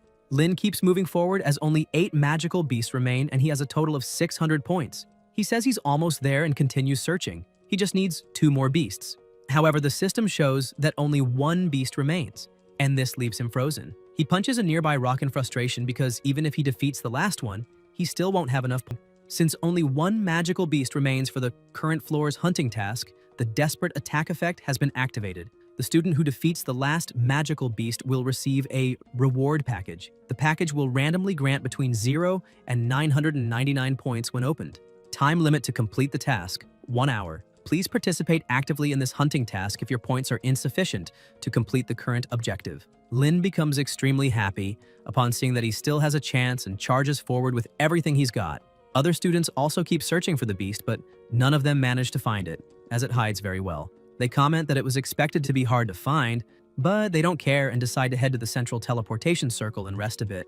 Meanwhile, at the central teleportation circle, Augustine was already there with some of his team members. A woman asked the president if Saren isn't going too far this time, because if they use tactics like that against a first-year freshman, their council's credibility will be damaged. Augustine asks if she's seriously saying he went too far because the tower is a place that only allows the strong. If Lin can't even handle small fish like Saren, then he's not worth his time. The protagonist keeps advancing as fast as possible, but he notices there are only 15 minutes left and at this rate, he won't make it. He asks the butler to activate his Wolf King title, a skill earned after defeating the lesser White Wolf during the 5th challenge. This skill allows the user to summon and command a pack of magical wolves. The protagonist gathers a pack around him and says their target is a 4th-class fire beast, and their mission is to find it for him. With that, he gives the order and the wolves charge ahead. The other students are startled, asking where so many wolves came from. Another one comments in surprise that those are summoned beasts. Alan observes the number of wolves and says he doesn't know anyone in their class who can summon that many. Another student suggests maybe it's because time is almost up, so the tower itself released the wolves to give them a chance. Suddenly, a howl is heard and the students start running toward the sound, saying maybe they found something. Seeing how fierce the race to get there is, the protagonist asks the butler to use the teleportation matrix item. Lin is teleported to a location and suddenly hears someone behind him, saying they're really impressed he's using such a valuable item there. And apparently he's not afraid to spend money during the challenge. Lin is surprised to see that someone got there before him. He turns around, irritated, saying that person must be Saren. Lin asks if he's already defeated the last beast. Saren tells him not to be so scared because when the wolves howled for the protagonist, he just happened to be nearby. However, it seems the last magical beast is inside the volcano. The other students start arriving, saying they can't believe it, and that's why no one could find it in time. Saren keeps mocking him, telling the protagonist to just give up and admit it. He may have conspired against Lin on this floor, but all is fair in war. He points out that this is actually a good lesson for Lin to witness firsthand the savagery of human nature. Lin asks if he really expects a thank you for that. Saren smiles and asks if he's not happy with the result. But then Lin jumps into the volcano, leaving him shocked. He asks what's going through the protagonist's head to do that. But Lin states that losing like this isn't fair and no one would be happy with that. A countdown appears saying there are only 2 minutes left. He dodges a strong flame heading his way and thinks that while he's inside the Tower of Challenge, he won't die, even if seriously injured. He keeps pushing forward, breaking through anything in his way, thinking he wants to see how far he can go. But the temperature starts rising extremely fast, and the place becomes unbearably hot. He thinks that if he hadn't gained fire magic immunity from Yia, his lungs would probably already be completely dried out. Suddenly, something grabs him. He begins to get caught in a spider web, and no matter how hard he tries to break free, he realizes it's incredibly strong. A giant spider starts approaching, and he's shocked, realizing that the last magical beast, the one hiding inside the volcano, is that massive monster now standing right in front of him. He starts yelling that he's going to become that thing's next meal. Lin begins using his fire magic, saying he needs to burn those webs as fast as possible so he can fight.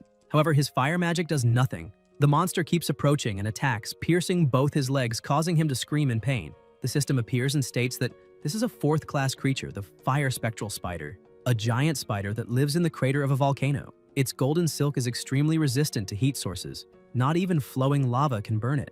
It enjoys torturing its prey until they can no longer fight, then devours them slowly. Lin asks if the system couldn't have shared this extremely important info earlier. Suddenly, the spider attacks again, piercing his hand. He starts getting angry, thinking he can't afford to lose focus. He notes that even though he can't destroy the web and is immobilized, he can still cast magic. He begins casting a spell, but the spider attacks him 3 more times, stabbing his body again. Even in extreme pain and on the brink of defeat, he continues chanting with all his remaining strength. Several fireballs begin forming around them, hitting the spider with everything, but it hides inside its carapace, which makes the protagonist even angrier, asking if it really is such a coward that it'll just hide like that. He tries to free himself again, saying that if he weren't stuck in that damned web, he could use his fist to break that shell. Suddenly, he sees the remaining time is under a minute and panics, realizing he's running out of time. From this, he concludes that there's really no other way. He suddenly notices the spider's eyes are exposed. If he can see its eyes, that means the shell doesn't cover the entire body. So, if he can use the fire serpent spell to penetrate its defenses,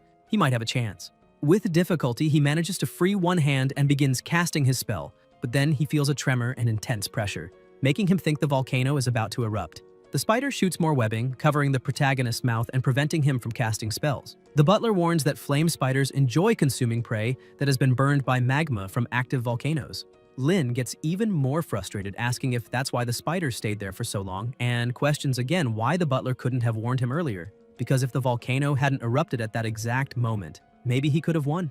The spider prepares to strike him as the volcano awakens, spewing magma everywhere. From afar, the student union is monitoring the situation. Saren starts laughing, saying he had already warned that a bastard like that couldn't be a rival to his master. He turns and says the president should come with him, since they have a duel on the next floor. However, Augustin asks if they really think they can leave, and reminds him that it's good. He hasn't forgotten the current mission still isn't over. Saren comments that his master's tongue is sharp as ever, noting that there are only a few seconds left, and questions whether the president really thinks the protagonist will survive that. The remaining time is just 30 seconds.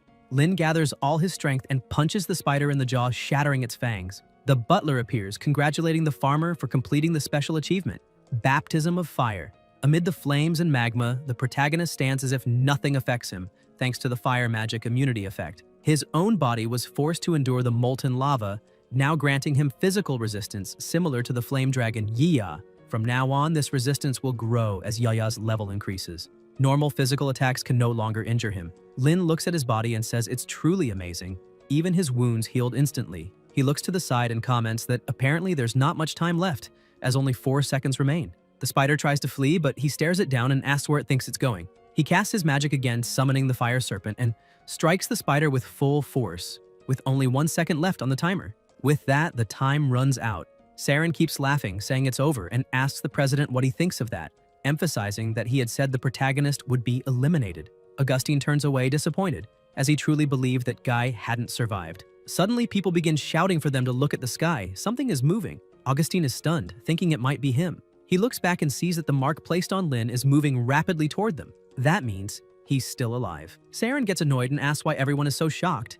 Being alive means nothing. Even if he is, he'll still be disqualified if he wasn't able to defeat the last magical beast. Suddenly, the protagonist appears behind them, asking for permission to pass, saying he brought the reward orb in his hands. Saren can't believe what he's seeing. The others are amazed, asking how he managed that and how many points it's worth, telling him to open it right away. He says he will, but first asks if any kind soul would lend him some clothes. A girl hands him some clothes, and the protagonist thanks her. She says it's no trouble at all, pointing out that her miniaturization potions are incredible. Besides school uniforms, she can carry all sorts of things. She walks up to him and says, to be honest, she's been tracking his progress since he entered the tower, as rumors are spreading that he's a rising genius. A genius being compared to Augustine. She smiles, introduces herself as Dia, and asks if he'd like to form a team with her in the next floor if he passes. Lin feels a bit confused, thinking the situation is strange, since that girl is his senior. However, her smile is strikingly similar to Vivian's, and he wonders if it's just because they're both beautiful. Alan then comes running, saying the protagonist can count on him too, since the next floor has 5th-rank magical beasts, and they won't be able to handle them alone. He adds that on the current floor, he was tricked by evildoers and end up unintentionally getting in the protagonist's way, so now he's willing to lick his boots to make up for it on the next floor. Lin starts pushing him away, asking him to back off a bit, but Alan keeps begging for a chance. Saren approaches and says they might be talking about the next floor too soon. He points out that even if the protagonist was lucky enough to defeat the beast, if the reward orb doesn't grant him 400 points, then he's done for. Everyone tells him to open it right away to see what's inside. The system informs that he must break the golden orb to reveal the score. Lin holds it with both hands, focuses, and asks that the points inside be enough. He slowly opens the orb. As soon as he does, he's congratulated for earning 399 points. However, he's extremely frustrated, saying he needed just one more point. Saren bursts out laughing in his face. The system appears, saying that the 4th floor test of the Mage Challenge Tower has ended. Students who reached a total of 1,000 points during the test will be sent to the 5th floor. Those who fail to reach that score will be eliminated from the trial and sent outside the tower. Please prepare to be teleported. Saren keeps mocking him, saying he deserved it. No one told him to think he could steal the chance to fight the president. Daya scolds him, calling him trash for celebrating such an empty victory. Lin lowers his head and tells his senior to let it go. Upset by the situation, he thinks that he already struggled enough just to survive back there, so he'll leave without regrets. With that, people are teleported to the 5th floor of the Mage Challenge Tower. At the central teleportation circle, people start cheering, as the protagonist also appears there. They note that apparently, he wasn't eliminated. The other students find it very strange, since all the eliminated ones were already sent away, yet Lin is still there and wasn't removed with them. They start wondering if it's because he was the only one to complete the final mission of the 4th floor. Some people begin getting irritated, asking if that means advancing to the next floor can also depend on merit. However, that clearly goes against the tower's rules, making them question if the rules are just for show. Saren storms over to him in a rage, shouting and demanding to know what kind of cheating he's using. However, Lin is completely lost, not understanding what's happening. He even wonders if the butler might have cheated on his behalf without him knowing. Saren keeps going, saying that with how weak the protagonist is, he can't understand how he managed to jump into a volcano and then come out unharmed. And on top of all that, still kill the final beast. He questions if that's when all the trickery began and keeps pressing for Lin to confess what's really going on. Daya steps in, slaps Saren's hand and says, "It's time to stop with all this nonsense." She tells him to quit spouting garbage and actually look at the rules instead of shouting like an idiot for everyone to hear. Saren, confused, asks what the rules have to do with anything. Alan points out that it's exactly that. The challenge tower itself allowed Lin to advance, so he never cheated. The system then announces that the 5th floor of the Mage Challenge Tower is beginning, and the win condition is a duel between 2 teams. The winner will take all of the other team's points. The students start panicking, realizing that if a tournament is happening, that means half the participants will be eliminated. The system continues and explains that participants must confirm their duels using identification cards. These ID cards can be obtained by hunting magical beasts. Students without cards cannot challenge or eliminate others. Whoever has cards will have the advantage. The system goes on, stating that for each beast defeated, 200 points will be subtracted. For attacks against students without cards, 1,000 points will be deducted. Anyone with a negative score will be automatically eliminated. If the negative score results from attacking a player without a card, that player will automatically advance to the next floor. Remaining beasts, 500. Students, 70. The students are shaken, saying they only have 1,000 points, and that every magical beast defeated deducts 200. That means they can only attempt to move on 5 times. Descriptions appear stating that the target for elimination will be randomly chosen, due to the need for an even number of participants. Lin, the student with the highest score under 1,000, was included to make up for the missing player. Saren becomes completely furious, saying that's why he advanced. The protagonist celebrates, saying he really didn't waste his time in that hellish volcano. He walks over to his senior and says they can officially form a team. She agrees without hesitation and asks what they'll do about that other person. Alan grabs the protagonist's leg again, saying he'd even serve as a shield if he could just come along. Lin starts shaking his leg, shouting for him to let go, but Alan clings tightly, saying he won't let go even if he dies, that he'll hold on forever. Daya is impressed by his determination. Meanwhile, a tentacle starts approaching them. The 3 of them sense something strange and look back, but nothing is there. Daya asks if he saw anything. The protagonist says it felt like something was floating nearby, but it was probably just his imagination. She says most of the teams have already started searching, so they better hurry or they'll fall behind. He tells Alan that if he wants to follow them, that's fine, but the distribution of ID cards will depend on each person's effort, so if he doesn't pull his weight, he'll be the last to get one.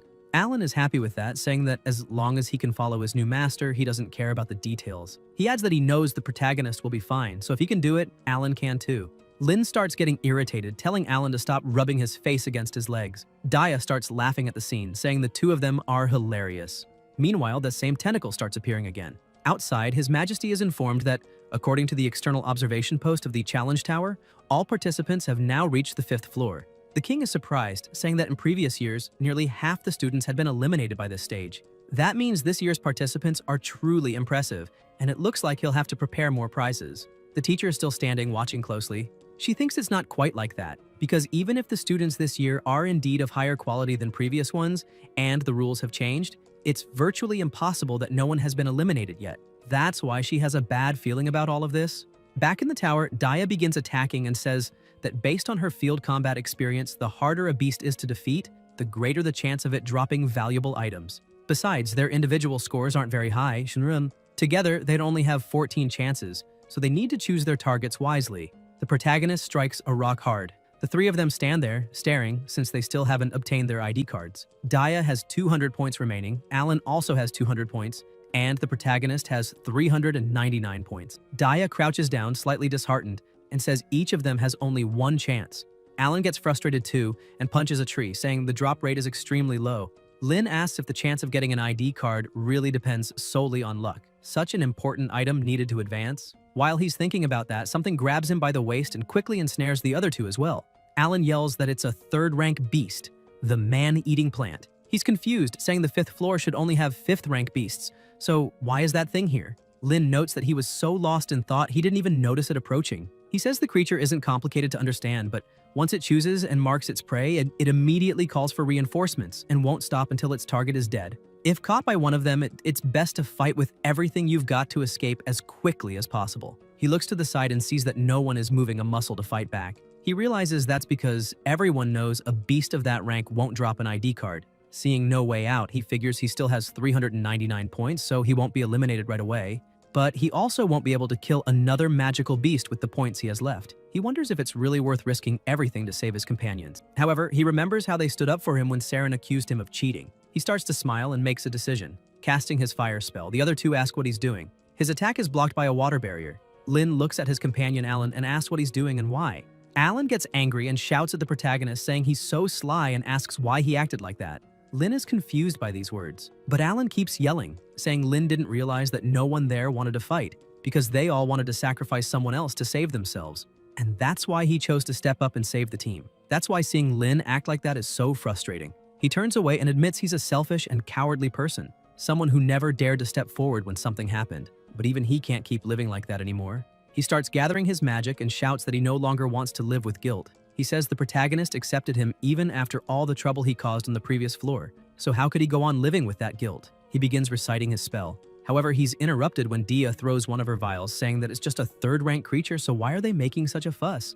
Alan gets annoyed and says she stole all his hard work. She replies that both of them are way too serious, so she won't do it again. Then she asks how she can become their best friend after they leave the tower. Hearing those words, the protagonist freezes, thinking about what she said about being best friends. However, the three of them begin to feel the roots binding them squeeze tighter. Alan asks her, if she didn't kill the real man-eating plant, then why is this happening? Daya replies that she's not sure either. Her points weren't deducted, so the potion she threw earlier wasn't enough to defeat the monster. She's shocked and says that maybe that monster isn't a real man-eater, but rather a disguised 5th-rank monster, the puppet tree. She explains that usually when encountering man-eating vines, they react instantly and aggressively, but the vines of the puppet tree tighten more and more the more the victim struggles, luring prey with the appearance of normal vines until death. Alan gets angry and says he's never seen such a despicable tree. The protagonist asks how they're supposed to deal with something like that.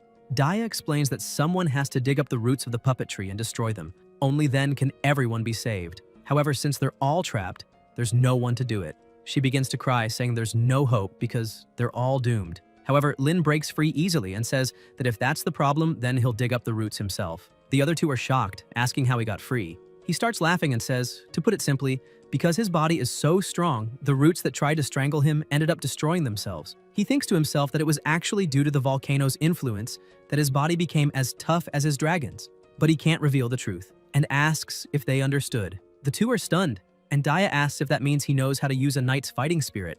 Alan is amazed, saying his fighting spirit level is incredibly high. Lin is pleased, thinking that not only did they buy it, they even helped come up with such a solid explanation. That's just what he'd expect from his best friends. He gets ready and says they can't waste any more time. It's time to hunt. Somewhere else, Saren keeps bothering his president, questioning why he's acting that way when he said they'd duel on the 5th floor. The girl with them yells for him to stop this nonsense and asks if he doesn't know that attacking a non-random target results in a 1,000-point deduction. She asks if he wants the president to be eliminated. Saren yells back that he knows, but he just can't understand why his leader wants to meet with the protagonist.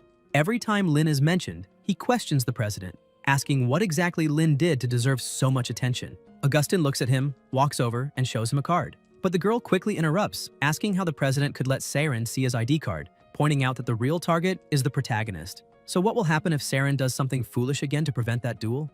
Augustine replies that it won't matter. Saren will never be able to face Lin on equal footing. Saren is left in shock by his president's words. He stands there, trembling with rage, wondering if he truly will never be able to defeat the protagonist, and why his president would say something like that. He wonders if it's because Lin went into the volcano and he didn't. He recalls the president's ID card and thinks even the Tower of Judgment sees the protagonist as a more suitable rival for Augustin. This fills him with fury. He jumps and charges ahead alone, thinking that they should all just watch, because the one unfit to be the president's rival is Lin. Meanwhile, around the puppet tree, the protagonist has already created a crater but hasn't found the roots. He keeps digging, even with his hands all injured, thinking how deep they must be. Not only are they incredibly deep, but the soil is extremely hard. He thinks those roots know exactly how to hide. He keeps digging, thinking it should be soil, but it's as hard as metal. Even with a body as tough as his dragon's, he'll still get hurt if he keeps digging non-stop. However, Dia had said the roots are about 2 meters below the surface, so he should find them soon. Alan thinks the protagonist is pushing himself too far. Dia agrees, saying that even if that magical beast could drop an ID card, Lin could have abandoned them long ago. She points out that he can't use magic as it could agitate the puppet tree, and he doesn't even have tools to dig. Suddenly, Alan spots something and shouts to the protagonist that there's something moving to his right. Lin stands up, extremely annoyed, saying he'd been wondering why he couldn't find it. And now, it's clear. It keeps moving. He punches toward the root, telling it to stop, but it keeps crawling and he keeps striking. Suddenly, his body begins to be enveloped by a light armor, and he hears the spirit of wind, who wanders between sky and earth. Hear my prayer and clothe our warrior in battle gear. Water also begins to gather around him, and he hears, "Oh, glowing water, our compassion, nourish the earth." Lin looks at the two and scolds them, asking how they're casting magic. Dia, even while in pain and with a trembling voice, says they're fine. They can still endure that level of vine pressure. Alan agrees, saying they're about to repay the help because how could they let him do all the work alone? Lin looks at his companions and thanks that Dia and Alan for earning their identification cards. Lin is happy and asks if that obedient thing really had an ID. Was it the one that appeared? The other two are finally released, and Alan says he did an excellent job and managed to get his ID card. Dia adds that he should keep the certification because he deserves it. The protagonist turns to them and says it's not quite like that because it's not just his ID card. He shows that he has 3 of them. The two get extremely excited and ask if a magical beast can really drop that many cards. The Magic Tower announces that, in light of the battle against the puppet tree, key information and clues were provided. Dia is recognized as the Guardian, having shown strong perception and spotted the root's movement. Alan is recognized as the Observer. Rushing to the front line and landing the final blow, Lin is recognized as the Interceptor. Each team member can receive 1 ID card. The protagonist says it's because he wasn't the only one recognized. This was thanks to teamwork. Alan starts crying, saying that even he was acknowledged. He hugs the protagonist, saying it's all thanks to him. Dia is also overjoyed, saying that if it weren't for Lin, they wouldn't have gotten this far. They agree it's now time to hurry, train, and prove they truly deserve their ID cards. Alan is happy, saying Dia gave him an incredibly good elixir because he's fully recovered. Even his fruit was restored. He asks if she wants to become his older sister. She's confused, asking why he loves having older siblings so much. While the two are talking, the protagonist looks at his ID card and sees that his opponent is Augustin. Dia says her opponent is the vice president, Grenna, and Alan says his is Saren. But once he realizes what he just said, he freezes in shock, remembering how strong his opponent is. He runs over to the protagonist and clings to him, begging him to save his life. Lin tells him to use the determination and mindset he had when they were defeating the puppet tree because he is the team's observer. Suddenly, some attacks come toward them and the protagonist notices. He shouts that a sneak attack is incoming, uses his shield to protect them, and warns his companions to be careful. He keeps focusing on building a counterattack but realizes that the magic is extremely powerful and his shield can't hold it. Alan grows worried and asks why the protagonist helped block the attack, saying he doesn't feel worthy of being saved by his captain. Lin, even while injured, says there's a reason Alan calls him older brother. Dia tells everyone to stay alert. Saren appears, laughing, consumed by hatred. He starts shouting, asking if his president is watching, demanding he look at the protagonist and questioning if he still thinks Saren isn't worthy of facing Lin since he can't even withstand one of Saren's attacks. Dia asks why he always resorts to sneak attacks. Alan agrees and says that, besides, the opponent Saren should be after is him, not Lin. Alan keeps questioning if Saren isn't afraid of being eliminated for randomly attacking an opponent. Saren starts laughing and asks what he's talking about. He never attacked the protagonist. His target has always been Alan. He prepares another attack, saying he never focused his strikes on Lin. It was the protagonist who helped Alan block it. He says Alan had already entered the floor before, so he should know. The tower uses the block target to determine the opponent, and since he stepped away and ran, he wouldn't be able to do anything now. He launches his attack, and Alan says winning without fighting fairly will only make more people despise him, and someone so shameful doesn't deserve to be here. Alan steps in front of the attack and says that once he's eliminated, Saren won't be able to use any more dirty tricks to hit the protagonist. A large explosion happens and blood starts dripping onto the floor. Lin stepped in to protect him, and Daya, seeing that her captain was doing that with his own body, created a shield in front of him to help block the attack. The protagonist gets angry with his companion and tells him to start defending himself and stop saying he'll be eliminated all the time. He emphasizes that if Saren can attack them by exploiting weaknesses, they can do the same, pointing out that their opponent is strong, but not stronger than the three of them together. Alan gets emotional seeing that his team is truly willing to do anything to protect him. Saren starts laughing and questions whether they really think he isn't stronger than the three of them together. He tells the protagonist that he won't deny they might be able to defeat him if they combine their strength. However, Lin and Daya can't attack him. He starts summoning his spirits and gets ready to strike, saying he'd like to see how the protagonist will defend against this attack. Daya begins casting her magic, saying the tower will protect them and the wind will lend them its agility. Lin prepares to defend them from all the blows and asks the observer to tell him which one is the real body. Alan has a moment of realization and sees he needs to act. He begins asking the water to convert and follow the flow of magic, revealing the real one. He carefully observes the battlefield and quickly finds the real one, saying that he's right there. As soon as he gets the information on where the real one is, the protagonist dashes like a true flame bolt and charges toward his opponent. Saren only smiles, asking if the protagonist is really going to attack him head-on like that.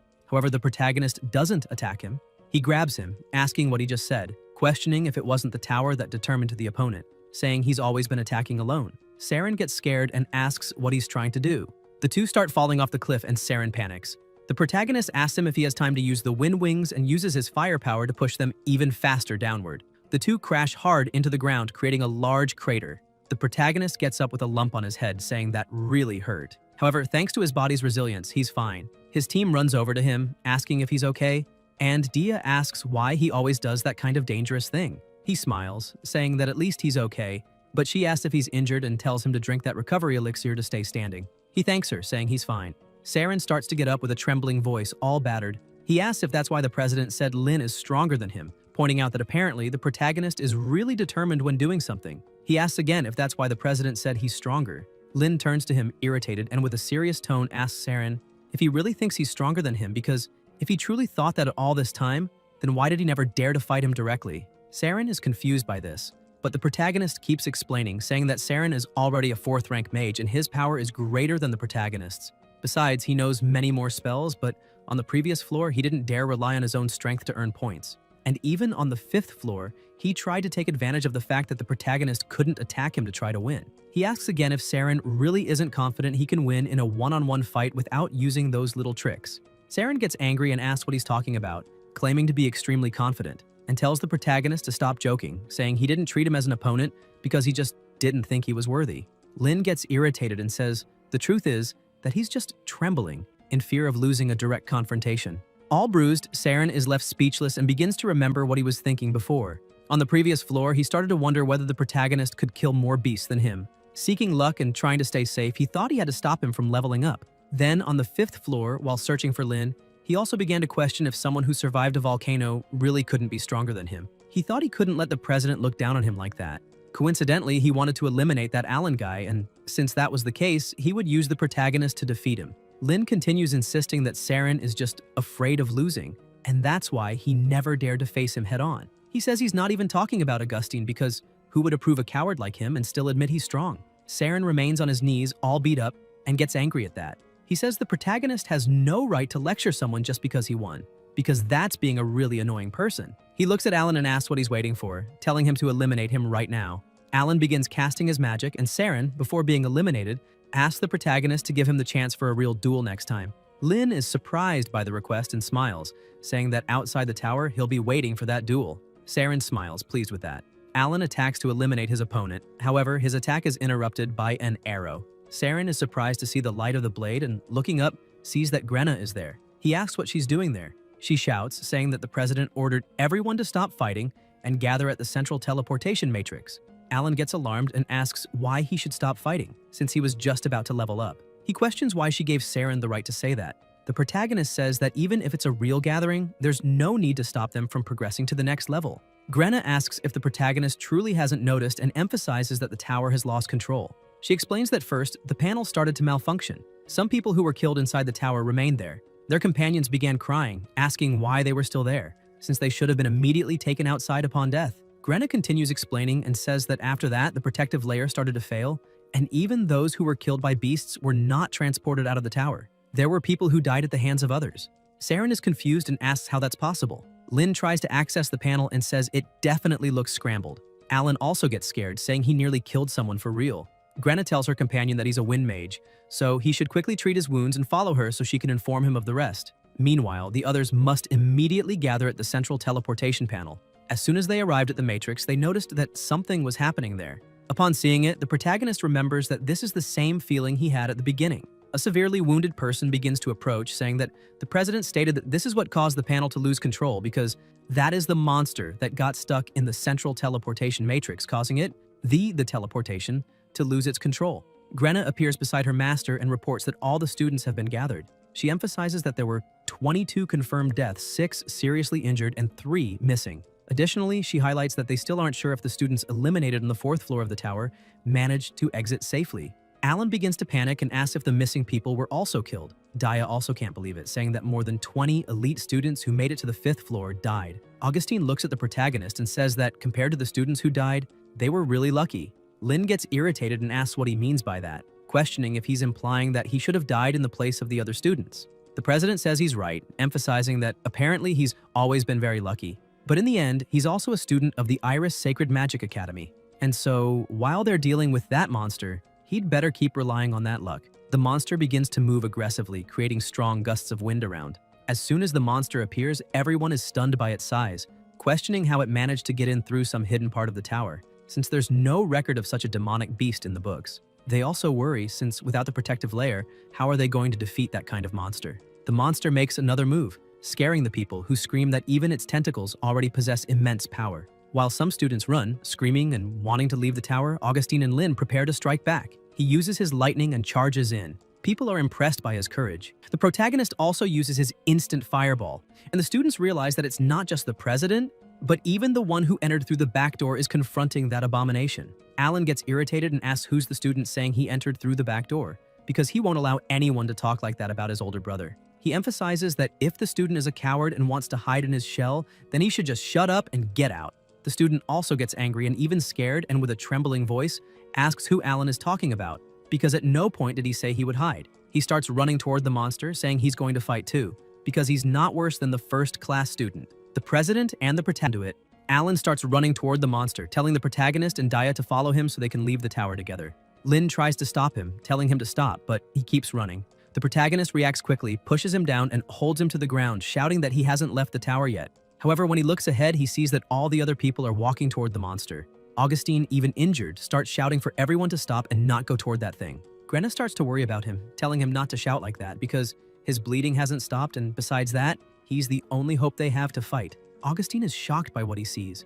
The monster's tentacles begin hitting the students' heads, and he says that the nightmare is sucking everyone's life force. Without thinking twice and even injured, he charges forward with everything he's got, leaving his companion behind. Confident, he shouts that they should leave the Sacred Academy's future to the best mage in the academy. He begins gathering an incredible amount of energy in his hand and charges to attack the monster, shouting that it must return all the students immediately. Grenna is happy and tears start to stream from her eyes, seeing that her president managed to level up.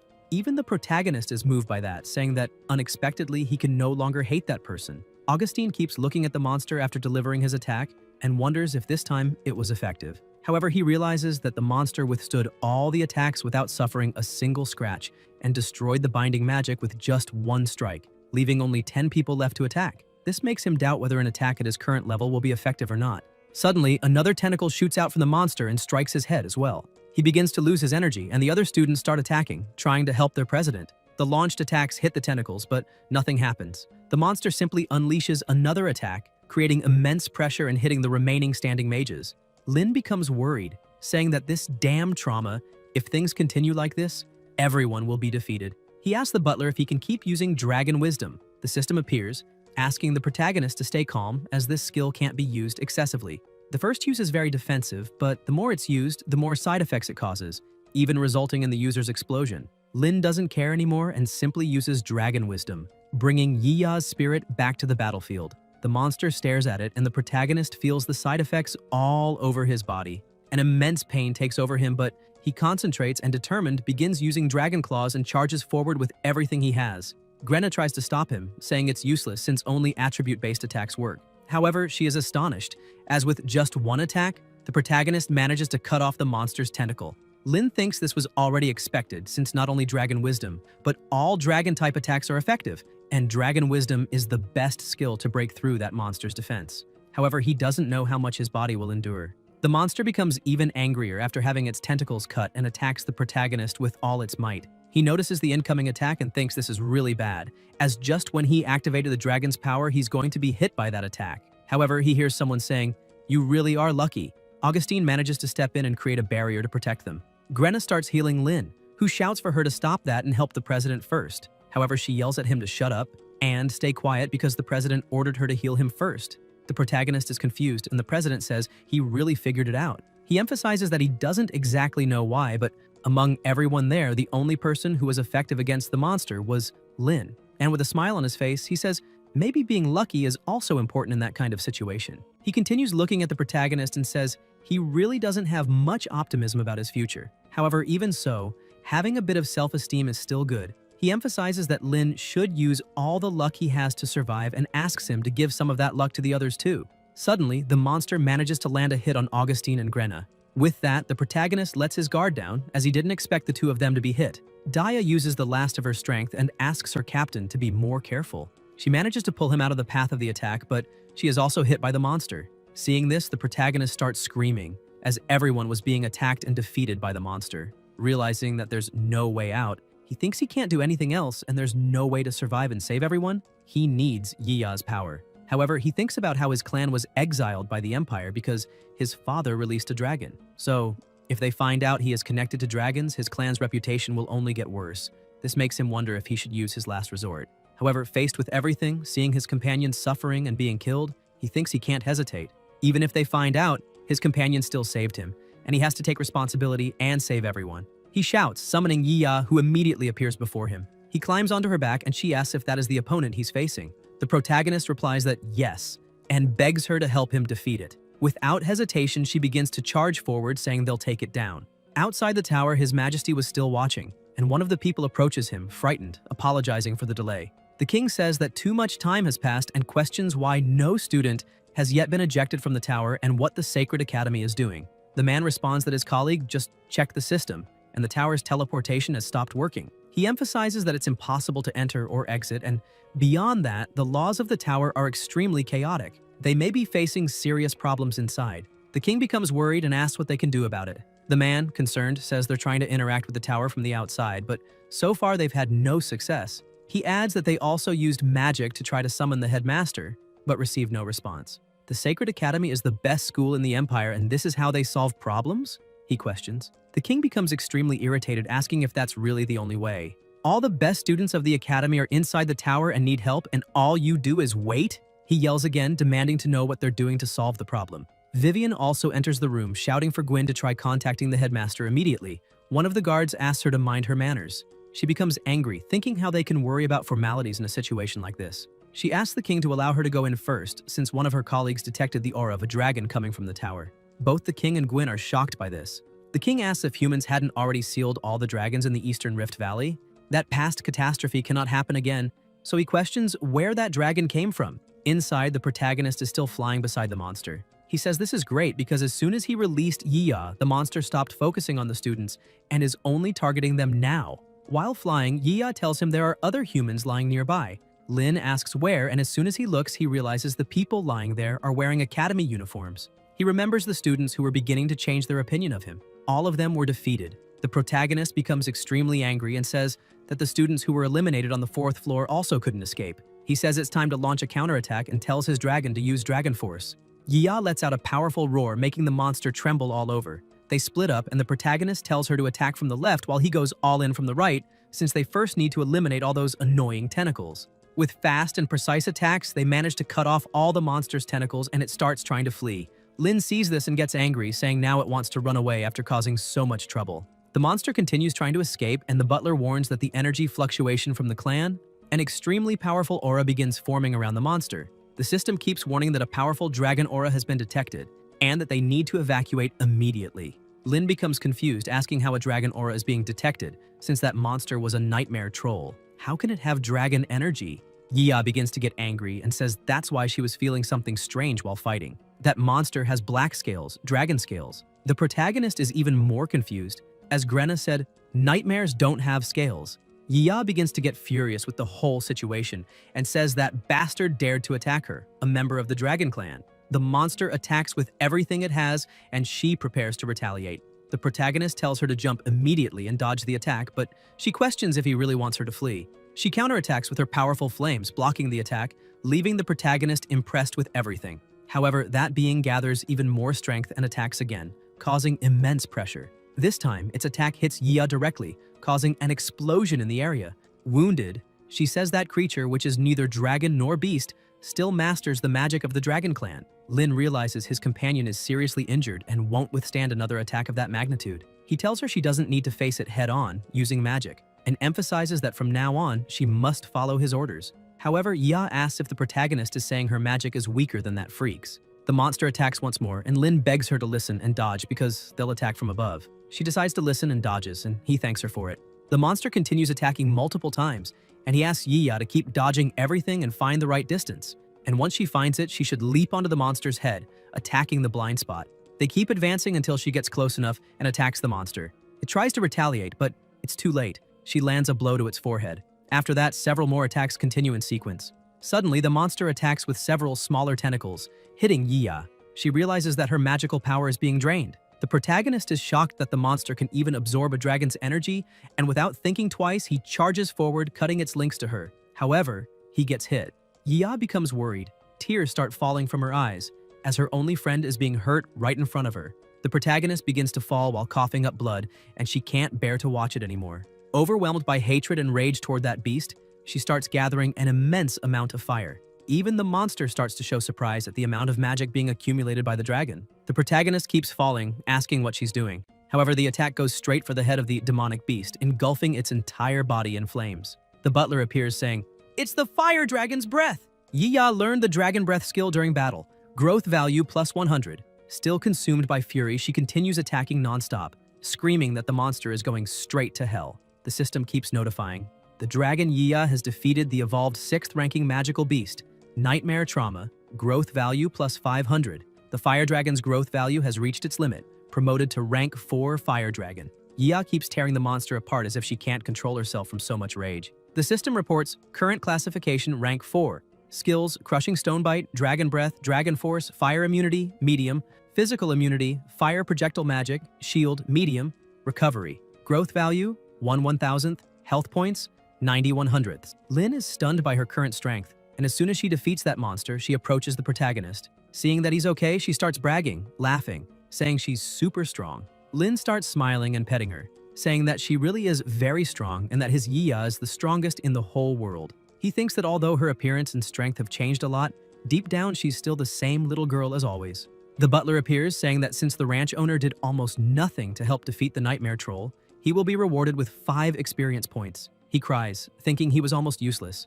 With that, his current experience points are Level 3, 203 200ths. Promotion to 4th ranking mage available. He lies down, saying that this time, he's extremely reluctant to level up. Suddenly, he hears, "Problem detected with the test.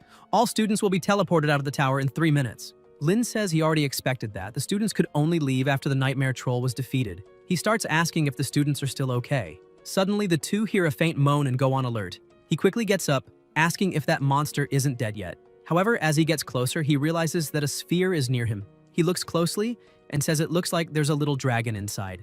Yiya asks if there's really another of her kind. Some strings were piercing the little dragon's body, who cried in pain while trapped inside that sphere. Lin was surprised to notice something and asked if that wasn't the same wave of energy released by the nightmare demon before it launched its attacks. And apparently, all those voices they heard before the attacks were actually the cries of the baby dragon, and not the wrath of the nightmare demon. The protagonist also realized that the monster was trying to recover its energy by stealing the strength of the little dragon. Yaya, seeing one of her kin suffering, grew furious and said she couldn't take it anymore. With a swift strike, she shattered the capsule, cursing the damned nightmare demon. After pulling the little dragon out of there, she kept spewing fire at the remaining fragments, demanding how that inferior being dared torment the dragon clan in such a way, and declared that for this he would be burned until nothing remained. Lin looked at the scene and said that the nightmare demon was indeed the cause of it all, but he wanted to know who the real mastermind behind everything was. He began recalling what he had seen at the school and wondered whether the demonic beast could really control a child of the dragon clan on its own, or if this was another experiment conducted by humans with dragons. While thinking about this, another thought struck him and he grew alarmed, beginning to wonder if that little child was the offspring of that skeletal dragon. Considering this hypothesis, he also thought that perhaps the nightmare demon was the result of an experiment carried out in the laboratory. However, Lin felt confused, questioning whether his father and Oliver would truly be the kind of people who would allow such cruelty to happen to a dragon hatchling. While reflecting on all of this, he slowly began to close his eyes and asked what was happening to him, since his body was starting to feel sore and exhausted. He also realized he was beginning to be teleported out of the tower. Before being teleported, he said there was no reason to overthink, and that he would investigate as soon as he left the tower. The protagonist also told Yiya to take the little dragon back to the farm, since later he would bring some recovery potions to heal its wounds. Outside the tower, the people working hard to pull the students out shouted in excitement that it was working, since the tower's teleportation devices had indeed started functioning again. With that, the participants trapped inside would soon be transported outside. Professor Yisha stepped forward and told everyone to move as fast as possible to check whether the students were safe. Gwyn also assisted her, asking for the medical teams to be ready immediately. But both of them were completely shocked the moment the students were teleported out. Almost all of them collapsed on the ground, unable to move. She noticed that the protagonist was still conscious and ran to him with tears in her eyes, asking what had happened inside the tower and why they were so severely injured. Still dazed and utterly exhausted after his battle, Lin heard the professor's voice and realized he was outside, asking if everyone had made it out safely. After that, he completely lost his strength and collapsed unconscious. The medical team began shouting that they had to approach immediately to provide first aid. That day, the king was extremely furious and demanded that the academy conduct a thorough investigation into the incident. The academy's professors were equally shocked and enraged, swearing to uncover the culprit behind it all. To save as many lives as possible, the king ordered the finest potions and support mages from the royal palace to treat the students. Fortunately, Daya, Alan, Saber, and Augustine survived the attack, but the students who had turned into zombies or sustained severe injuries did not make it. Out of 100 students, only 28 survived. Augustine, who had been the academy's main focus, spoke. The professor went to him once more and questioned if that was really what he meant. Augustine cut her off, irritated with the situation, and asked how many more times she would repeat the same question until she was satisfied, emphasizing that the person who saved everyone wasn't him, but Lin. Thanks to the protagonist's power, they managed to escape that place alive. Lin, who was in the same room looking out the window, was a little surprised by the situation. His companions also appeared there. Alan told his boss that everyone had already gathered downstairs, and Daya smiled, saying he didn't need to rush since he was everyone's hero now, so surely they would wait as long as needed for him. Lin grew a little embarrassed and asked her not to tease him like that.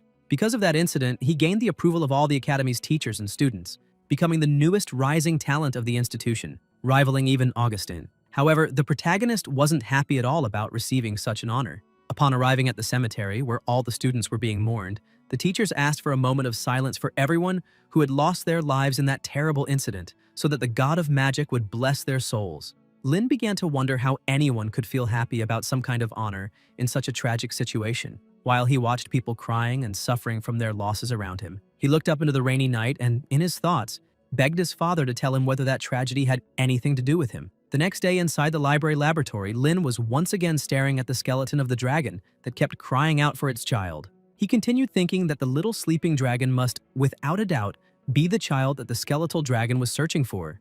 With this in mind, he asked the butler to teleport the sleeping little dragon to him, and soon the dragon began to appear. Lin picked up the little dragon and showed it to the skeletal dragon, asking if that was the child it was looking for. The baby dragon began to wake up, and as soon as it saw the skeleton in front of it, became extremely frightened and jumped onto the protagonist's head, clinging to him in fear. Lin told the little dragon to be careful with its claws. Suddenly, the skeleton began to calm down and its body returned to normal. It told the little child not to be afraid. Lin was also surprised to see the skeleton recovering. The great dragon continued calling its child, asking it not to be afraid because its mother was right there. The protagonist thought that this was wonderful because now she could speak normally, and with that, maybe he could ask her what had happened to his father. Smiling, he thought that what mattered most at that moment was not that. He placed the little one on the ground and said that this was its mother. The baby dragon began to walk until it reached its mother. The two looked at each other for a moment, and with tears in its eyes, the hatchling began to cry and call for its mother, who also started crying, saying that she had finally found her child. The mother said that he was alive, healthy, and energetic, and because of that, she was very happy. Just knowing her son was safe already brought her comfort. The dragon mother looked at the protagonist and said, "Thank you, Zoe Lanster. You fulfilled your promise.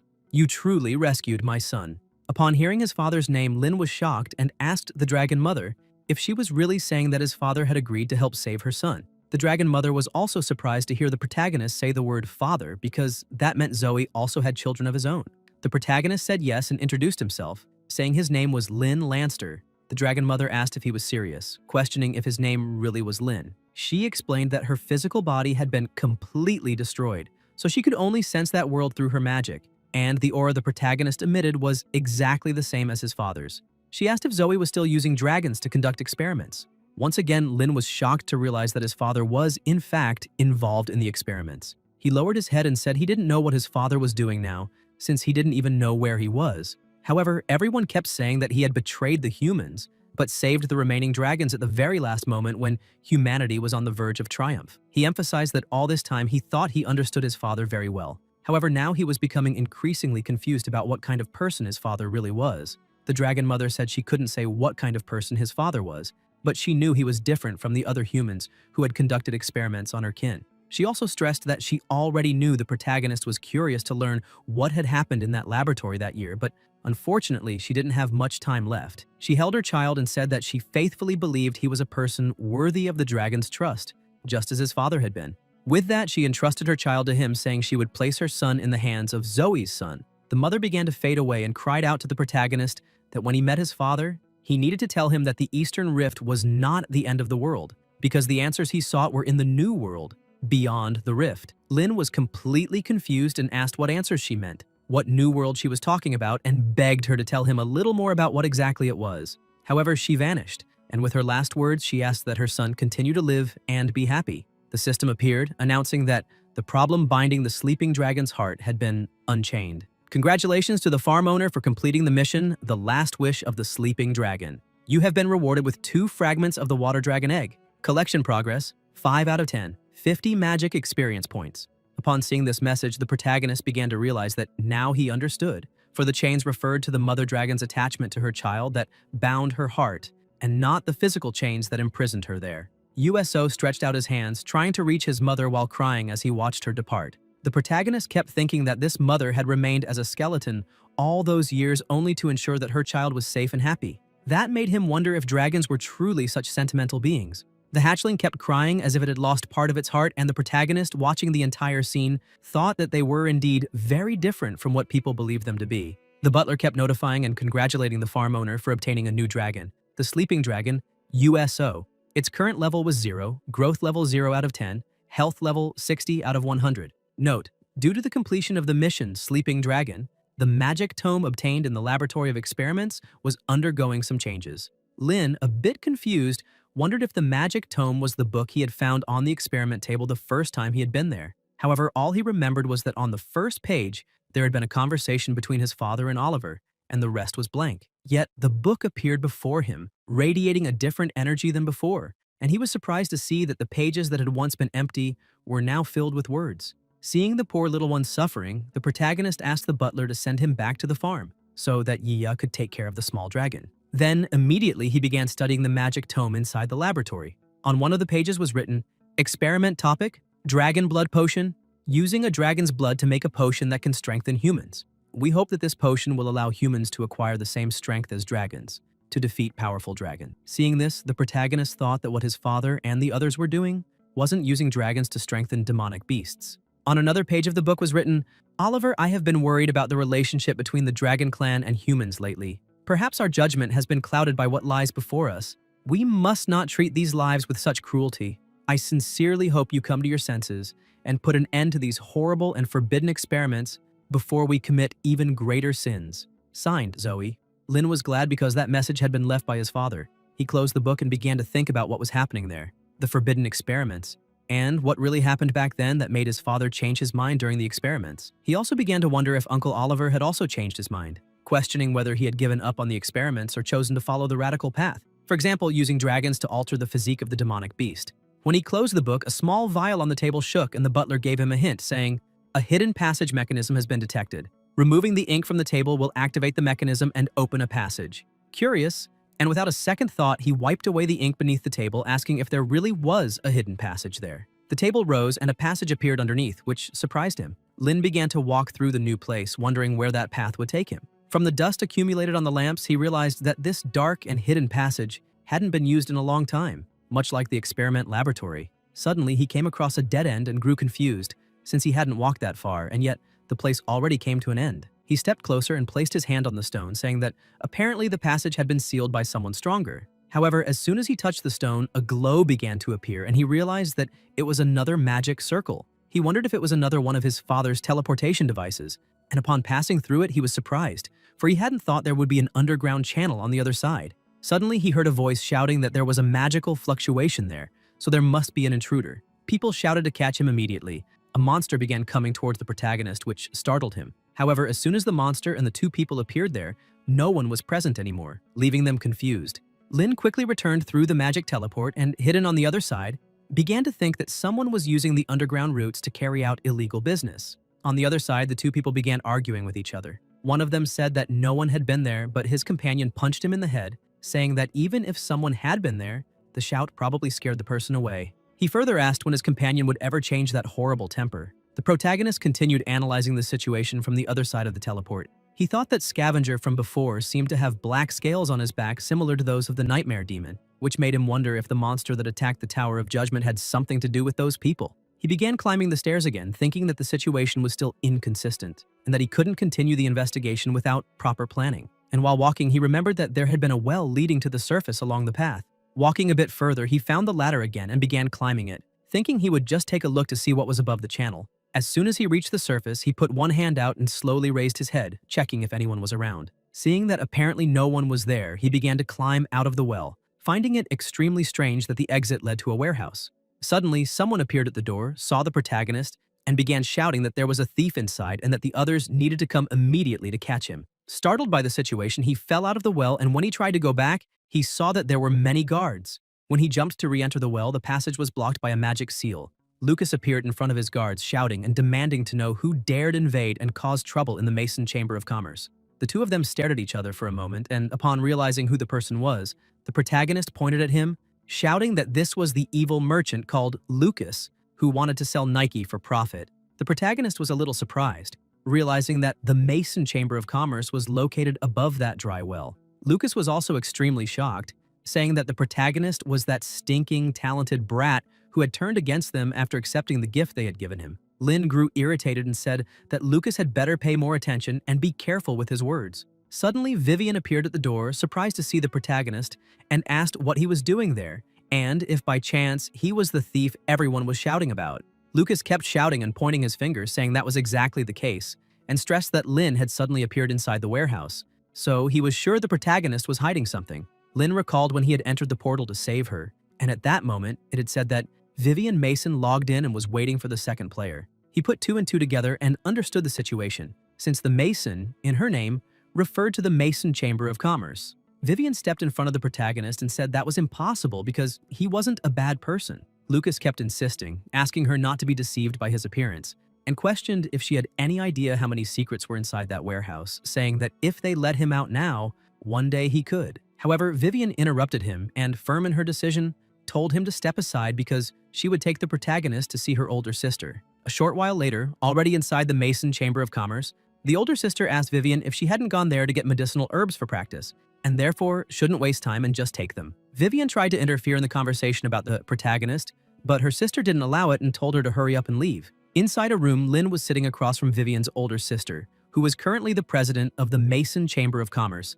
named Alyssa Mason. She addressed the protagonist and said she would be very honest with him, asking how he had appeared beneath that dry well into which none of them could enter. Lin was confused and said that the well was inside their warehouse, so how was it possible that none of them could enter, and questioned whether it wasn't she who had cast the sealing spell to prevent him from leaving. She emphasized that people could only enter and exit that well through the dark passage below, therefore they could not enter from above. The protagonist asked if she really thought he was going to believe what she was saying and questioned whether the dark passage hadn't been created by the Chamber of Commerce to conduct shady business. The president asked if it was just her imagination or if he had been hostile toward the Chamber of Commerce from the very beginning, stressing that perhaps what Lucas had done the other day had left him with a terrible impression, but that regarding that incident, they also had their complaints. She stated she already knew it was immoral for humans to trade elves for their own pleasure, and that was why they had always refused to engage in that kind of business. However, Lucas had grown up in the Chamber of Commerce and had strong concerns about the survival and success of the institution.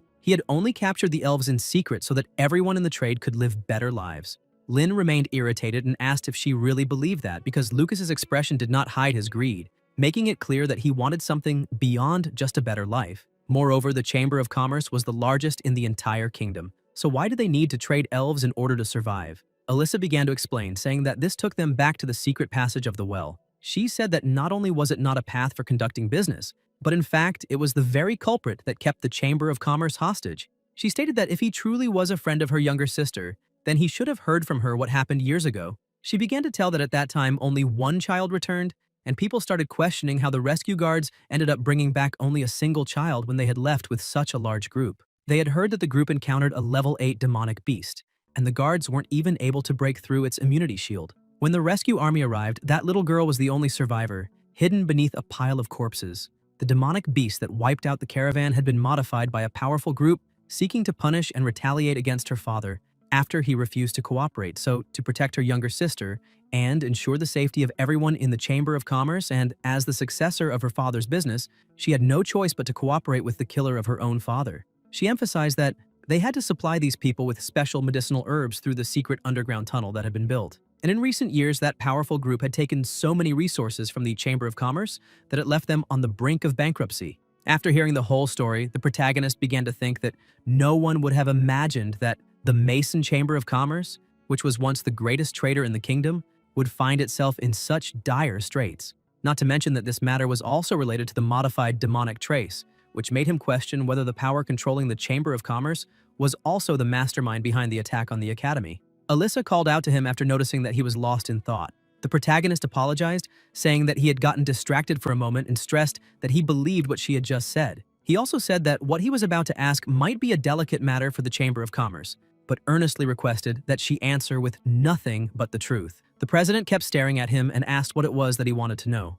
Lin said it was the list of medicinal herbs, and explained that he wanted to see the list of ingredients that the powerful force behind it all had instructed her to acquire, and that was why he wanted to know everything about it. Alyssa said that was fine and stood up, showing him the way. The protagonist was surprised, since she agreed without hesitation, and Alyssa asked him to follow her. As soon as they arrived in an empty room, he began reading the list of ingredients, and saw that it included grass, dragon scales, bay leaves, afternoon pepper fruit. While reading through the list, he thought that these medicinal herbs were almost identical to the ones his father had used in preparing the dragon blood potion experiments. That meant that the same person controlling the Chamber of Commerce was also the one who conducted the dragon blood potion experiments. He began growing irritated with the situation, asking himself if his uncle Oliver. She stressed that she had been secretly investigating their entity, and that as soon as there was any news in her investigation, she would notify him immediately. Lin clasped her hand and said he agreed with all of it. He thought that it was no wonder she had allowed him to look at the confidential documents so easily,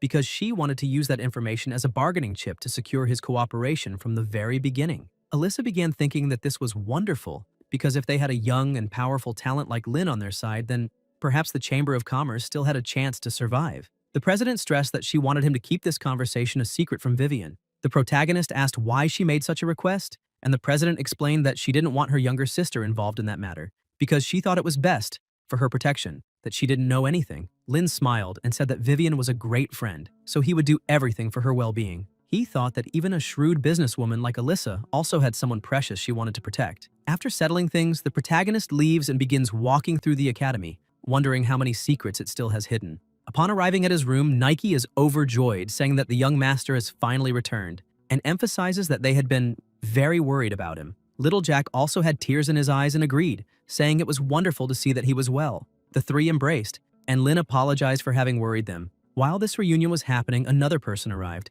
One of the guards greeted him, saying that by the looks of it, he must be student Lin. With an envelope in hand, the guard said it was an invitation from the great Prince List. The guard emphasized that His Highness had ordered him to personally deliver this invitation to the protagonist, as it would be a great honor if he could attend the banquet at the prince's palace in 7 days. The protagonist was surprised to have received an invitation directly from the prince and asked if it was true. The guard, overjoyed, confirmed and stressed that Prince List was the only younger biological brother of the king, and for that reason, His Highness was the person His Majesty trusted the most in the entire kingdom.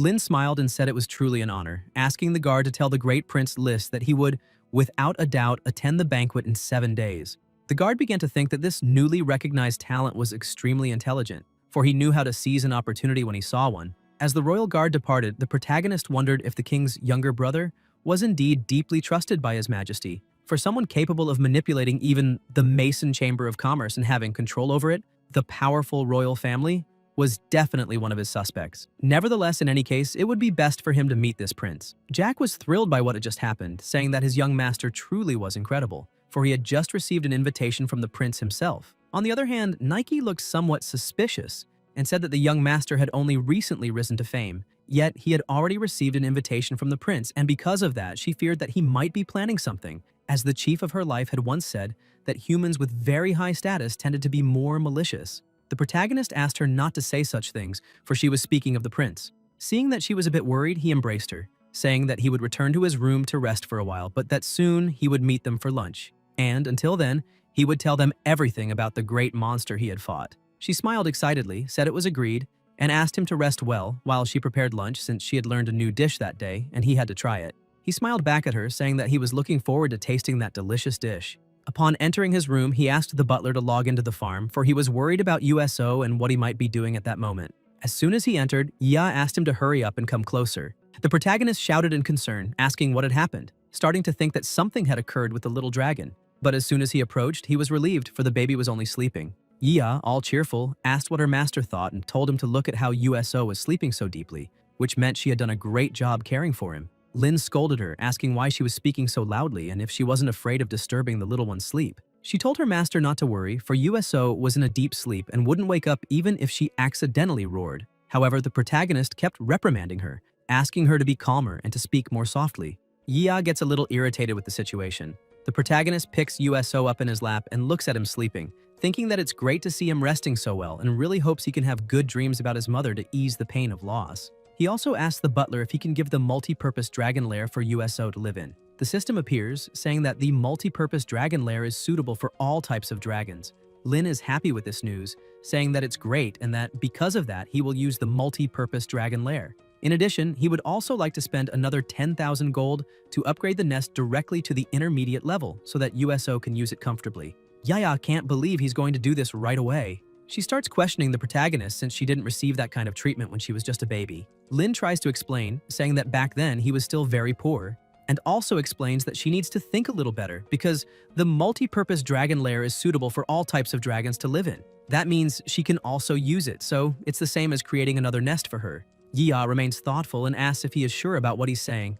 Lin confirms he is, but thinks to himself that he's glad he managed to convince her, because otherwise he would never hear the end of it. However, he agrees that she suffered in the beginning, and for that reason, he will make it up to her in the future. After giving the order for the butler to quickly build the Dragon Hill, everything was completed and the surface of the territory also expanded. They begin to go inside to see what it looks like, and Yia starts flying all over the place, happy, with her eyes shining at having a new home. Very carefully, the protagonist takes the little dragon to his nest and places him there, thinking he should sleep well. Yia also lies down beside him and says that although that nest cannot be compared to her fire nest, it still has a good vibe. The protagonist asks if she would like to go to the training grounds immediately. Yia is delighted, asking if he really has some time for her, and if he doesn't mind fighting those flame lions again. Lin also shows some excitement and says they should be able to clear the 6th training mission that day. Yia begins to get fired up and breathes out flames, shouting that it'll be amazing because she's going to bite all the flame lions' tails and turn them into a bunch of bald kittens. The protagonist asks her to just make sure her own tail doesn't get bitten. Determined, they head off for training. While all this happens, the protagonist starts to think that at first he believed the training grounds only contained simple lessons, similar to the dragon swinging mission. The current mission is to join forces and defeat flame lions of their level. He hadn't imagined that the difficulty of the missions would increase with each new unlock until they started encountering that type of battle mission. He begins to use the fire source to lift one of the lions, making it easier for Yiya's aerial attack. He thinks that although they have been on the same mission for a week already, Yiya's battle skill and coordination have improved greatly during training. With the aerial attack, Yiya finally manages to bite the lion's tail, making it scream in pain. After the bite, she throws the lion into the sea and the protagonist watches, saying it was a little strange of her to do that. The butler appears, congratulating the farm owner for completing the 6th training mission. The 7th mission was unlocked for him. In addition, he also reached the training limit for that day, and they would need to return another day to explore further. After finishing, the protagonist thinks that Yiya loves for him to accompany her to the training grounds every time, and because of that, she is reluctant to leave after each session. However, after the end of training, he feels completely exhausted. After passing the 6th mission, he left the farm and went to have lunch with Little Jack and Nike for the first time in a long while. After the meal, he went to his room but was completely lost as he didn't know where to start. He remembers the conversation he had with Alyssa. She had said that, in order to expose the mentor behind all of this, she hoped he could help her with something first. He asked her what she wanted him to do. Alyssa starts looking at him with a strange smile and points out that her younger sister, Vivian, said that the protagonist makes an energy potion from scratch in just 1 week and, because of that, is considered a genius at potion making. Lynn asks if the lady was thinking of making him her personal potion brewer. However, she says no, because just making potions wouldn't help much. She starts explaining that they need to develop a new formula that isn't available on the market yet. The protagonist is a little confused and questions what she means by a new formula. Excited about this situation, Alyssa says that's exactly it, and the sooner they can achieve it, the better. She emphasizes that she already knows developing a new potion will be extremely difficult since even an experienced manufacturer would take months or even years to do it. But with the difficult situation the Chamber of Commerce is in, they can't afford to wait that long. And besides, the protagonist has always managed to exceed everyone's expectations and create miracles, which is why she hopes he can help in this mission. For only a high-quality, newly developed potion can create enough uproar in a short period of time and draw the master into action. However, he was lying at the desk in his room, on top of some books, not knowing where to start, even though he understood the plan. Lynn begins to question how a new potion could be developed in such a short time, since that's almost impossible for a normal human being. While thinking about it, he has a great idea.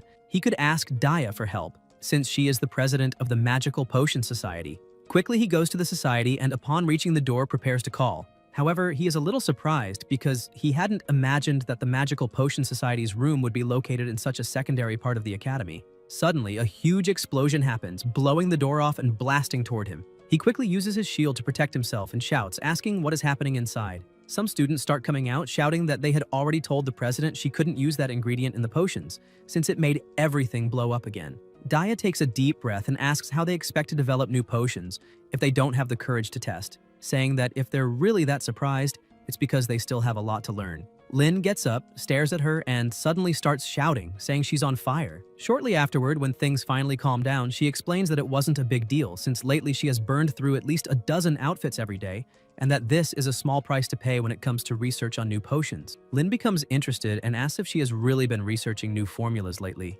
Daya confirms that she has and emphasizes that it will be a success as soon as she can get through the final stage. However, she admits it hasn't been an easy road these past days. The protagonist looks around and sees total chaos, with several things destroyed and burned, and thinks that obviously things aren't going so well. Lynn asks if, by chance, she would be interested in forming a partnership with him to develop a new potion. Immediately, Daya breaks into a huge smile, saying she is absolutely interested, stressing that his abilities have exceeded everyone's expectations and that, with his help, she is certain the research for the new potion will move forward without issues. Lynn emphasizes that he will help her under one condition. She's a little surprised and asks what condition that is. The protagonist explains that if they successfully develop a new potion, he asks her to hide the formula from the academy because he would like it to be delivered to the Mason Chamber of Commerce so they can benefit from the new product. Daya looks a little worried, asking if he's really thinking about doing that and questioning if he knows that handing such a product to the Chamber of Commerce is strictly forbidden. He steps a little closer to her and their eyes meet for a second. Daya continues explaining that if he makes any private research progress, it will immediately belong to the academy, and if he were to use it for the Chamber of Commerce for profit, he could even be expelled. Concerned about the situation, she asks if he has run into any kind of financial difficulty lately. Lin explains that it's not really that, since he doesn't want to use the potion for his own benefit, but rather to use this newly developed formula to create an opportunity to investigate the one responsible for the tragedy they faced.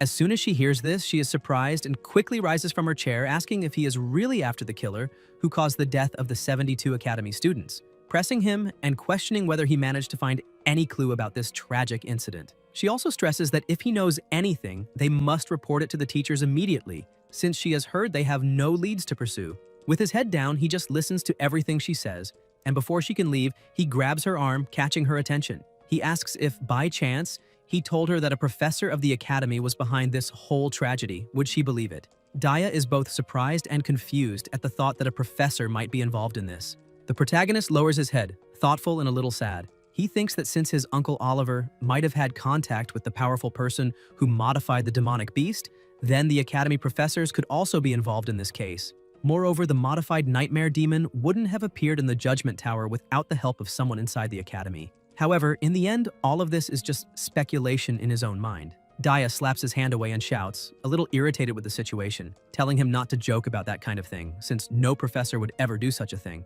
But he only continues extremely serious, staring at her with a fixed gaze, showing that he isn't joking at all but speaking very seriously about the matter. Daya realizes this immediately and, taking a deep breath, understands everything. She points out that if anyone else had mentioned this, she would have instantly thought that person was crazy. However, since it came from him, then it's fine. She extends her hand to him and with a sweet smile on her face says that she trusts him and that if they are able to develop a new potion, then it will be his to do with as he pleases. Lin takes her hand and the two come closer again. He feels a little embarrassed, thinking that her hand is extremely soft and delicate.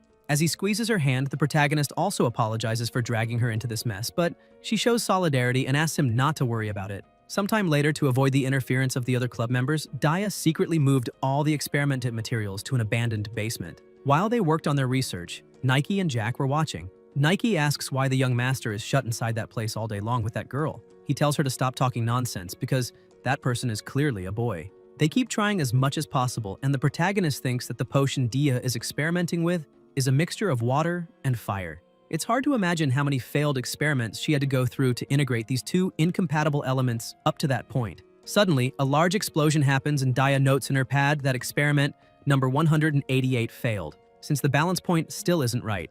Lin calls her and says he has a question. He begins saying that the water and fire elements she extracted are both extremely volatile. They explode immediately upon impact, and questions if she really chose those elements for the potion because of their volatility. For if the answer is yes, then why are they trying to find ways to reduce their purity in order to maintain stability at a crucial balance point within a single bottle? She gets a little confused and asks if what he means is that they should put the two in separate bottles and during a fight, throw them at the same time. She explains that she already tried that, but the explosive effect was drastically reduced, and besides, they needed to connect the two potions using another flask. Lin starts thinking and asks if, instead, they should both be contained within the same potion bottle. Then, perhaps, they could create a flask that contained both separately at the same time, for example, a bottle in the shape of an hourglass. This way, they could keep the two elements on each side separate, and if they could add something in the middle of the hourglass, like a pin, they could pull it as a trigger. With this setup, the two elements would remain stable. However, once the pin was pulled, a massive explosion would occur. Daya is delighted with the idea, starts shouting that it was excellent since normally a potion master would only try to modify the formula, but rarely would anyone think of changing the design of the flask. The protagonist gets a little embarrassed and starts laughing, asking if she's serious. He points out that moreover, they could also consider turning the water element into ice. That way they could delay the explosion, guaranteeing even more safety for the potion's users. Daya agrees with the idea and shouts again, saying that he's a true genius. After developing this new potion, Lin takes it to the Chamber of Commerce and explains that this potion is newly developed and consists only of the simplest elements, ice and fire. However, its unique power is comparable to a level 5 explosive magic, besides being extremely cheap to produce and very powerful. Alyssa holds the vial of the new potion, enchanted, and shouts that, without a doubt, this will sell very easily. The protagonist draws her attention, saying that selling is not the true objective here. The president tells him to relax and leave the rest to her. Inside the Chamber of Commerce, a loud explosion is heard. A demonstration was happening. Lucas was holding the new potion in his hands and asks everyone to take a good look, because this potion, newly developed by the one and only Mason Chamber of Commerce, known as Wrath of Ice and Fire, is now officially for sale. The people around are impressed with the destructive power of the new potion. saying that the explosion is so powerful that it can rival a level 5 magic, since it managed to break black iron stones and therefore the power is unmatched. On top of that, the price is extremely low, cheaper than any other potion of the same level. While he was announcing, people were shouting that they wanted to buy a few bottles. However, behind the crowd, some people were only watching in silence. He notices this, and immediately he begins to think that, to be quite honest, he wasn't very much in favor of the president's risky maneuvers this time. However, she had said that she fully trusted him, since the real battle was only just beginning. Finally, the day to meet the prince arrived. The protagonist thinks that before the powerful group could make any move, Prince List's carriage arrived at his door first. As soon as Lin reaches the gates of the prince's mansion, some maids ask him to follow them. Once inside, he finally meets the prince, who greets him by saying that at last, the teenage prodigy he had heard so much about has come to him. The protagonist bows respectfully and thanks him for the compliments, saying that the prince is very kind. List starts smiling and points out there is no need to be so modest, adding that he was able to achieve what Augustine could not inside the Tower of Magical Tests, so no one deserves the title of prodigy more than he does. The prince continues speaking, emphasizing that he really enjoys meeting talented people and, for that reason, immediately ordered his guards to invite the protagonist after hearing his story. Thus, he hopes Lin won't mind too much about the sudden invitation. Lin asks why he would ever think badly of it, since it's an honor to be invited by the prince himself. List says he's glad to hear that, and to make up for the rushed invitation, prepared a small gift for the protagonist before the afternoon banquet. He points to a chest, asking the protagonist to open it since he chose it with care and hopes it will please him. Lin goes to the gift, opens it, and is surprised. The prince approaches him and emphasizes that he worked hard to obtain it and present it to him, since no fire attribute mage would be unhappy to receive such a gift. Lin keeps staring at the present and wonders if those aren't the very same intermediate level potions he had sold at the market himself to help Ya improve her nest.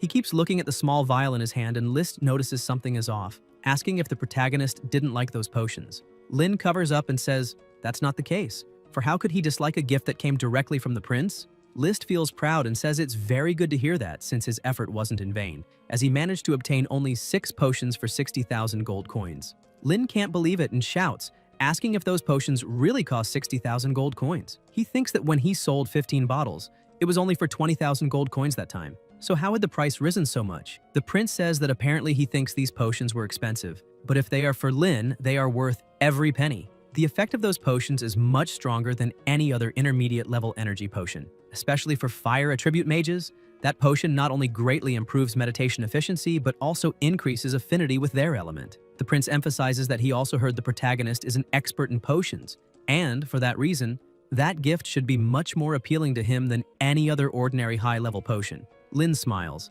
says that this really is true, and thanks once again for List's kindness and effort. However, he thinks that if the prince had donated the 60,000 gold coins directly to him, it would have been far better. The prince says once again that he's satisfied to know the protagonist liked the gift and changes the subject, saying that he heard Lin recently joined the Academy's Magical Potion Society and is currently participating in research on a new potion. The protagonist is surprised to learn that the prince knows this as well. List smiles and continues watching him, saying that he also heard the Mason Chamber of Commerce recently launched a new potion popular in the market that seems very similar to the research topic Lin was working on. The protagonist starts becoming more serious and thinks that the transaction involving the newly developed potion is known only by Daya and the Mason Chamber of Commerce's internal team. So how did the prince find this out, unless the master controlling the Chamber of Commerce is extremely close to him?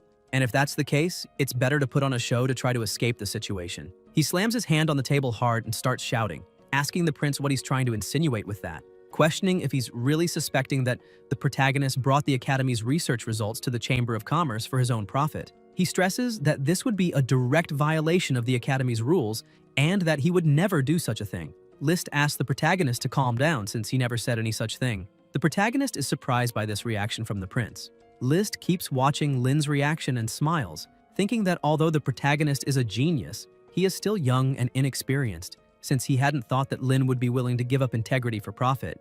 And that is excellent, since the more weaknesses a person has, the easier it is to control them. Trying to manipulate the protagonist, the prince says that he doesn't need to panic about this, because even if he had agreements with the Chamber of Commerce, that wouldn't be a problem, since the potion is the result of his own research, so he should have the right to decide how to use it. Lin replies that, even so, the funding for the research is provided by the Academy. List asks if he's having financial problems and suggests that he could provide funds for the research. That way, any results that came about in the near future would no longer belong to the Academy, which would eliminate any risks for the protagonist, and when they receive profits from the product they created, they could split them 50-50. Lin is pleased and says that this is a very attractive suggestion. With great respect, he places his hand on his chest and says that unfortunately, he needs to focus on the Magical Potion Society, at least for now, in order to make up for the credits he is losing in his studies. The prince watches him with an expression not too pleased and thinks that recruiting talented people really is troublesome, because he had already offered so much, and even then, the protagonist still hadn't accepted. However, he remains persuasive and says that in that case, they can talk about their cooperation later, since clearly the protagonist must be hungry after talking for so long. Lin smiles and says that he really is a bit hungry. They go to the table where all the food was already served, and the prince asks him to sit. Over time, the protagonist thinks that although the afternoon banquet prepared by the prince was very luxurious and the conversation friendly, he couldn't help but notice List's gaze, which looked like that of a predator toward its prey. After the meeting ended, already outside, the protagonist asked the people not to worry about taking him back. However, one of the prince's direct servants says that this is not possible since he is a distinguished guest of His Highness. With no other choice, he ends up getting into the carriage and accepts being taken back. While on his way home, he starts thinking that if the mastermind behind everything really is His Highness, then all the kindness he received that afternoon was nothing but pretense. This leads him to think that the banquet wasn't such a pleasant experience after all.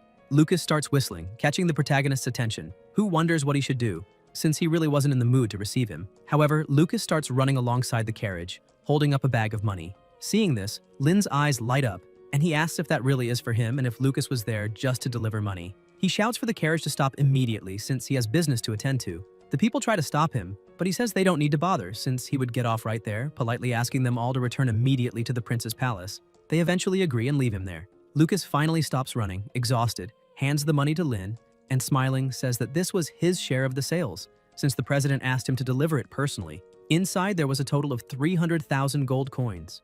Lin can't believe the amount he just received. Lucas starts praising the protagonist, saying that it was all thanks to the high-quality potion developed by the genius that he is, and emphasizes that all of them were already sold out.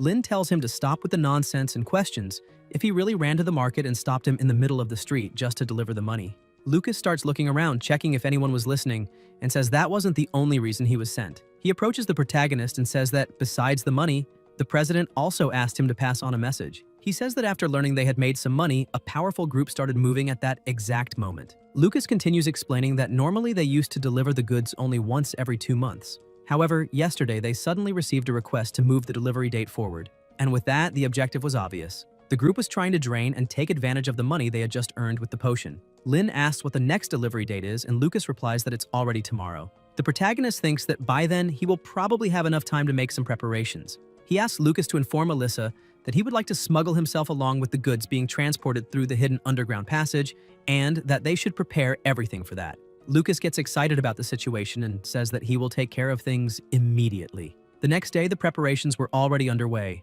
Lucas was worried, wondering why Lin and Alyssa hadn't arrived yet. One of the people comments that it seems the Chamber of Commerce finally made a profit since they used to postpone delivery every time it was requested. The masked man says that this time, only 2 medicinal ingredients were missing when they asked for the products in advance. Moreover, they must not forget to compensate them with double the amount next time.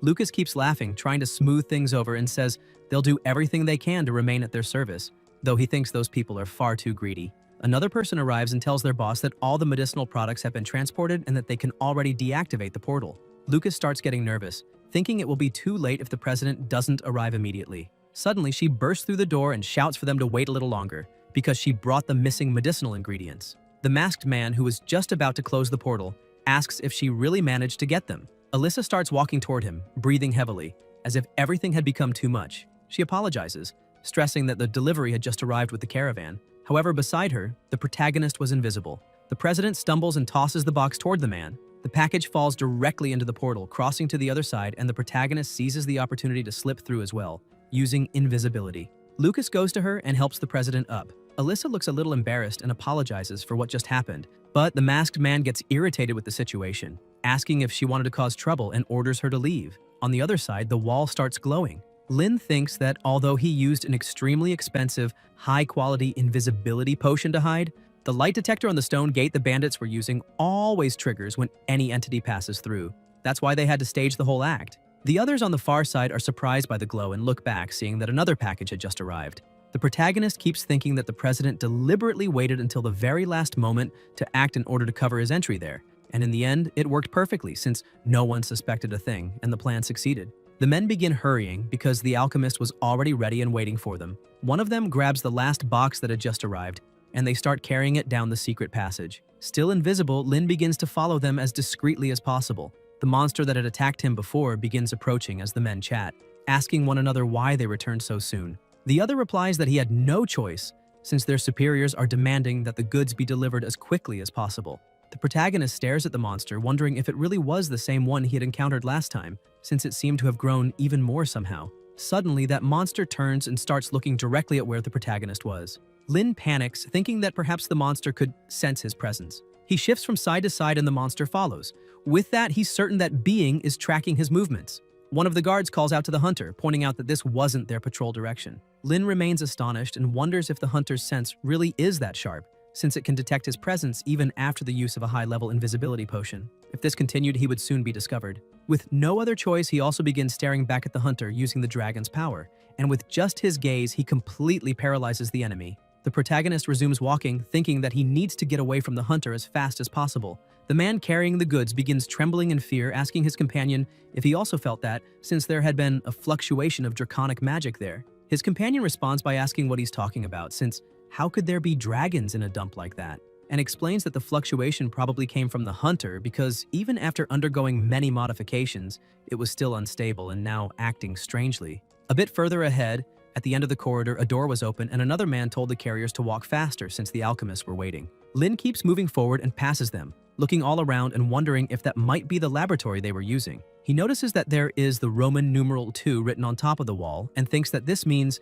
there is more than one experiment lab. So he decides to investigate and suddenly comes across another laboratory room. While spying, he hears someone telling the professor that the backup data for file 261 on the dragon's blood potion had been completed. Hearing the potion's name, the protagonist is shocked and thinks that the dragon's blood potion was his uncle's research and apparently they were continuing it. The old man says that this is very good and for that reason, it should be filed together with the file number 4 on the backup data of the intermediate energy potion in the data room. And he asks for file 25 to be retrieved again, since he wants to take another look at the results of the dragon's blood potion. Lin realizes that his potion, the one he had made earlier, was under those people's table. This leaves him even more confused because not only the prince, but also those people had gotten hold of that potion. Taking advantage of the fact that the professor asked his assistant to go to the data room, Lin follows him to take a good look at everything they have. Once inside the room alone, he picks up one of the books and starts reading. In the book, it was written that the 13th experiment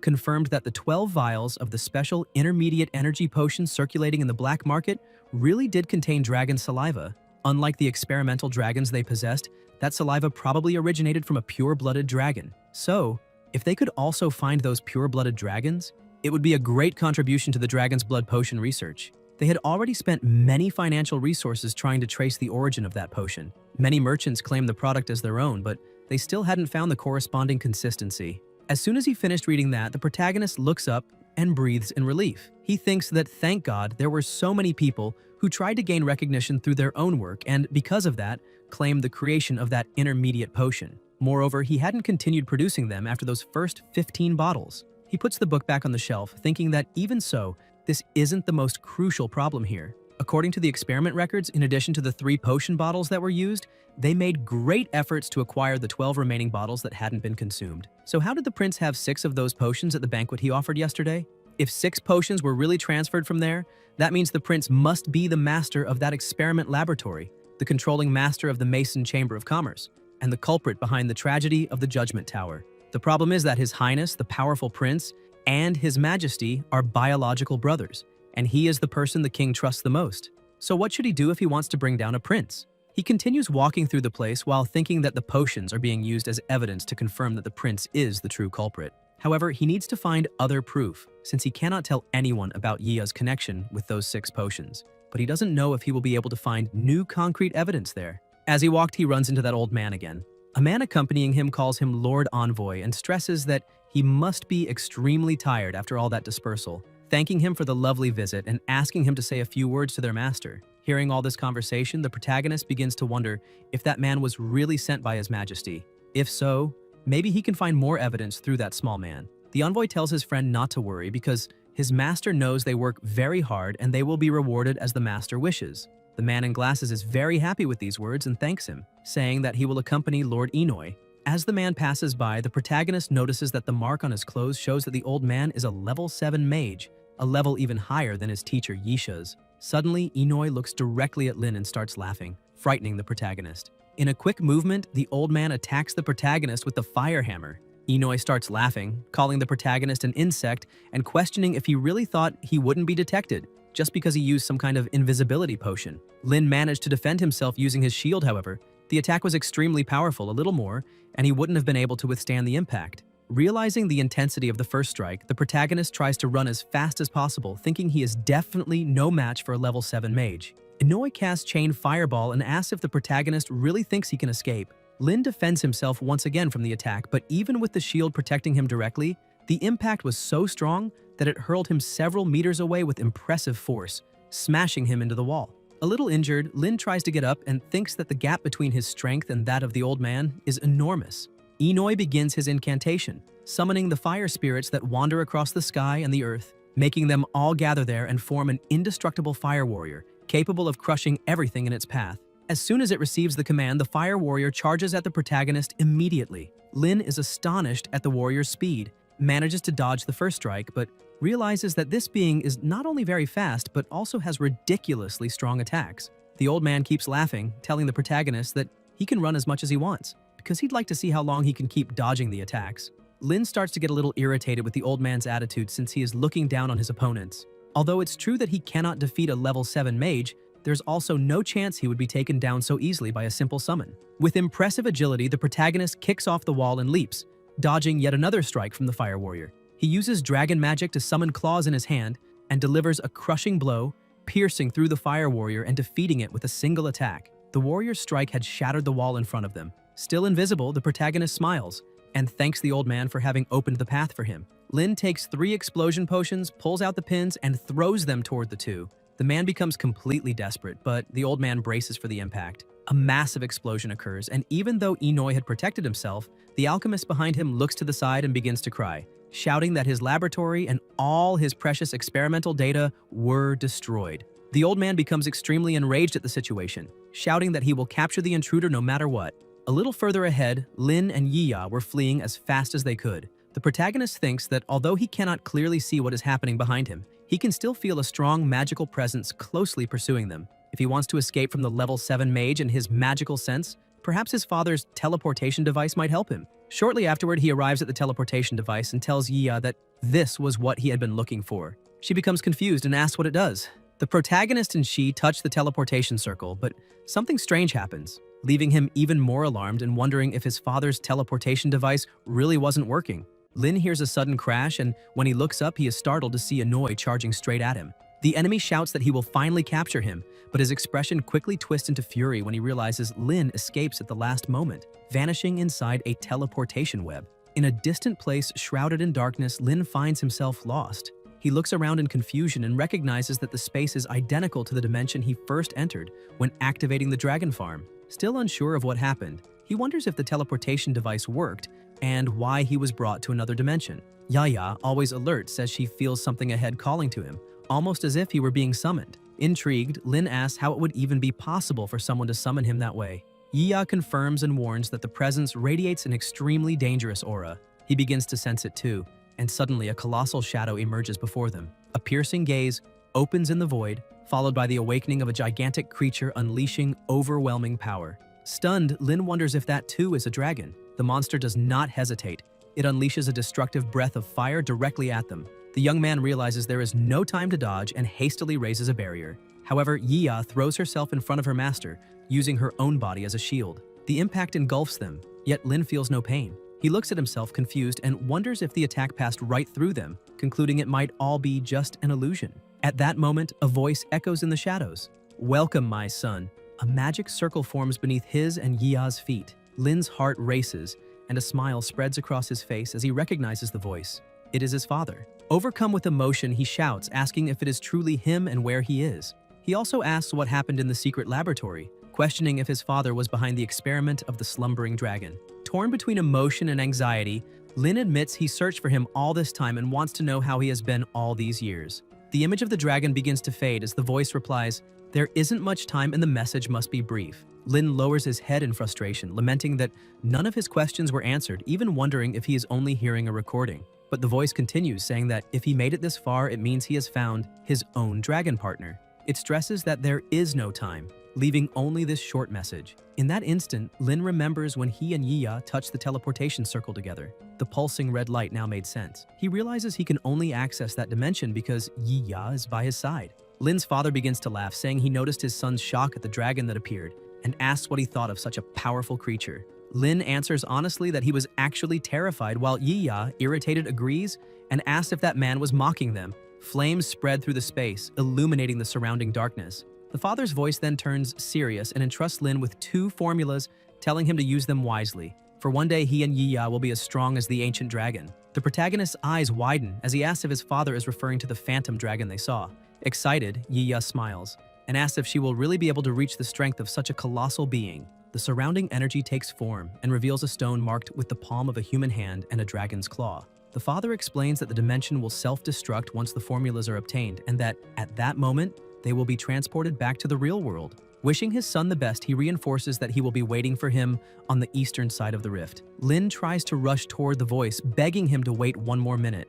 The luminous energy carrying the message draws close and wraps around him like a father's final embrace. He stands frozen, shocked and disappointed all at once. He clutches part of the energy in his hand, feeling the weight of farewell, and murmurs that for a moment, he almost forgot it was only a recording, for his father was not truly there. With resolve, he grips the remaining energy and promises he will grow stronger and find him in the Eastern Rift. Yiya, already with her hand on the stone, calls Lin excitedly, saying she cannot wait to discover what is sealed inside, for she dreams of having the same power as the dragon they witnessed. He steps forward and places his hand on the stone too, affirming that he believes one day they will be as strong as that ancient creature. At that moment, the butler appears, announcing that the formula for the dragon blood potion and the formula for the awakening potion of the ancient dragon have been detected, and that Lin must transcribe them into his magic tome. A scroll appears before him, making him hold his breath. He immediately recognizes it. The dragon blood potion is the same one the prince has been trying unsuccessfully to recreate in the secret laboratory after 261 failed experiments.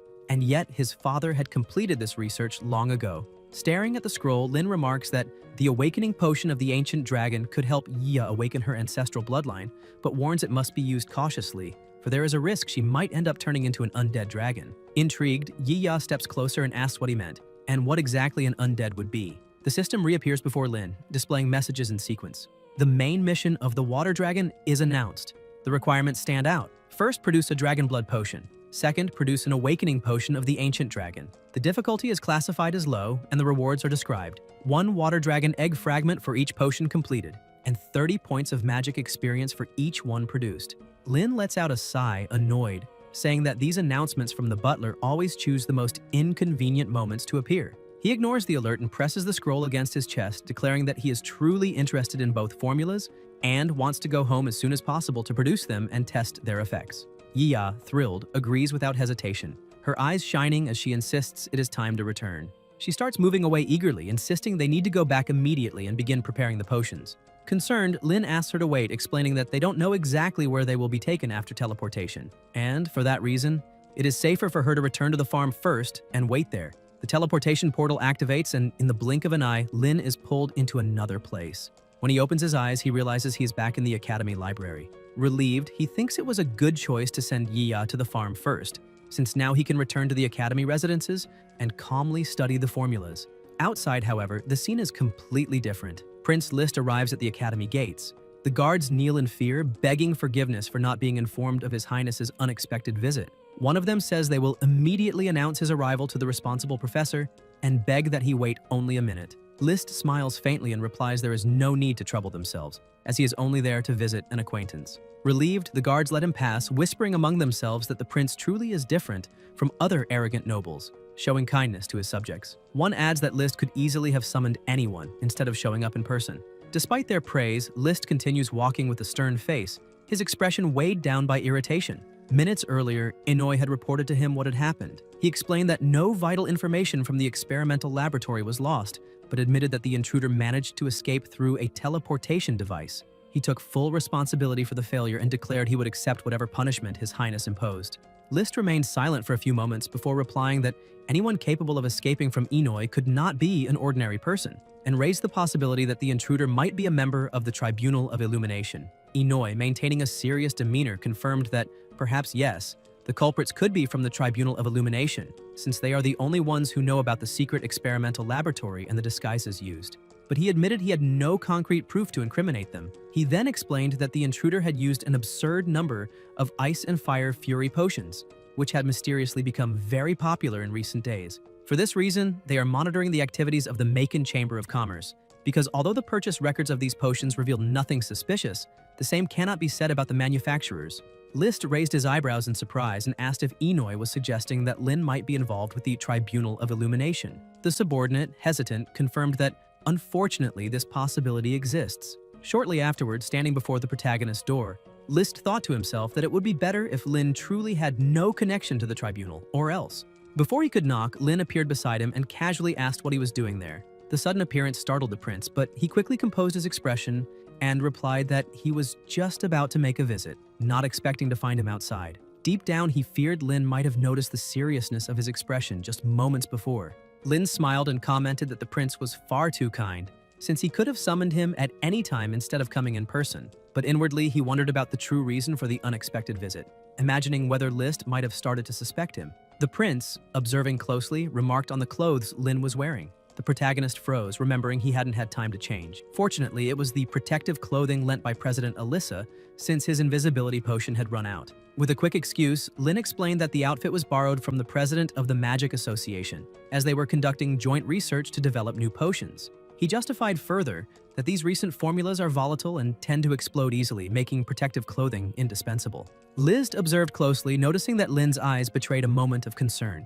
which only deepened his suspicions. He commented that the explanation was interesting, but since the matter involved unpublished formulas, he would make a point of personally visiting the Academy's Potion Society to evaluate the talents behind these discoveries. Lin was startled and asked if he really intended to visit the society. List stared back and returned the question, hinting at strangeness in the protagonist's reluctant tone. Realizing his mistake, Lin forced a smile and bowed, replying that he could never refuse. He emphasized that if the prince truly visited the Potion Society, it would represent an honor no other society in the Academy had ever received. At that moment, some guards approached. Lin seized the opportunity to say he was just on his way to retrieve documents from the society, asking Liz to wait a moment, promising that as soon as he gathered them, he would personally escort him there. List calmly replies that it's fine and that he will wait right there. Lin slips into his house and shuts the door quickly, heart pounding, thinking he must find an immediate solution. Whatever it is, he cannot afford to be exposed in public. Outside, the prince orders the guards to surround the residence, forbidding any exit except Lin's, and blocking all forms of magical communication. In moments, the guards spread out, sealing every entry and exit point. Not long after, Lin returns holding a few documents. He apologizes for the delay, but List reassures him not to worry. Stepping closer, the prince asks if those are the necessary documents for the new potion. Lin confirms. But before he can react, List snatches the papers from his hands with swift precision, saying he'd like to take a look at the interesting research Lin has been conducting. Lin tries to stop him, but the prince cuts him off, insisting there is no need to be so stingy. After all, he would never steal another researcher's work, and promptly invites him to lead the way. Forcing a laugh, the protagonist remarks that His Highness enjoys making jokes. Flipping through the papers, List discovers they are notes on a miasma potion. The document details how the toxic agent quickly vaporizes into miasma, causing paralysis and fainting, useful for creating traps or escaping pursuit. As they walk together, List asks if Lin could explain some key points of the current research. Keeping his composure, Lin explains they are trying to use the Politegia lungfish, found in swamps, as the main ingredient of the miasma potion. He adds that the laboratory is just ahead. The prince reflects in silence. His guards had kept watch the entire time, ensuring Lin could not contact anyone from the Potion Society, so to avoid being deceived, he must personally assess the research before entering. When they finally arrive at the Society of Magical Potions, Lin introduces Liz to President Daya, and in turn introduces her to him. The moment he sees her, the prince is taken aback. He hadn't expected Daya to actually be a member of the society, and if Lin is already allied with her, the situation could be far more dangerous than if he were tied to the Tribunal of Illumination. Liz, however, masks his surprise with ease. Smiling, he comments it has been a long time since they last met. He notes how much she has grown and even admits envy that she managed to recruit someone as talented as Lin. Daya rolls her eyes and tells him to cut the nonsense, stressing that she and Lin are nothing more than good friends. Confused, the protagonist asks if the two already knew each other. Observing Lin's reaction, List realizes he truly doesn't know Dia's real identity, which leaves him even more incredulous. How could someone like her not have used her status to draw the young man to her side? Sensing the tension in the air, List forces a rehearsed smile and changes the subject. He laughs loudly, wraps an arm around both of them, and praises Dia and Lin, calling them alchemical geniuses and saying it would be impossible not to want to visit them. He claims he only wishes to see the laboratory of the Academy's prodigies and clear up a few doubts. Then, as if sharing a casual story, he acts out. His manor outside the city was recently attacked, many treasures stolen, and even his guards gravely injured. The most important detail he adds is that the thieves used the Ice and Fire Fury Potion, the very one developed by them. Lin's heart races. If the manor mentioned is actually the secret underground laboratory, then the thief List speaks of is none other than himself. The prince continues, assuring them he knows they didn't take part in the theft. But to Lin, the words sound more like a threat, a subtle way of saying he is under suspicion. List stresses that he only wishes to review the list of potion buyers to look for clues.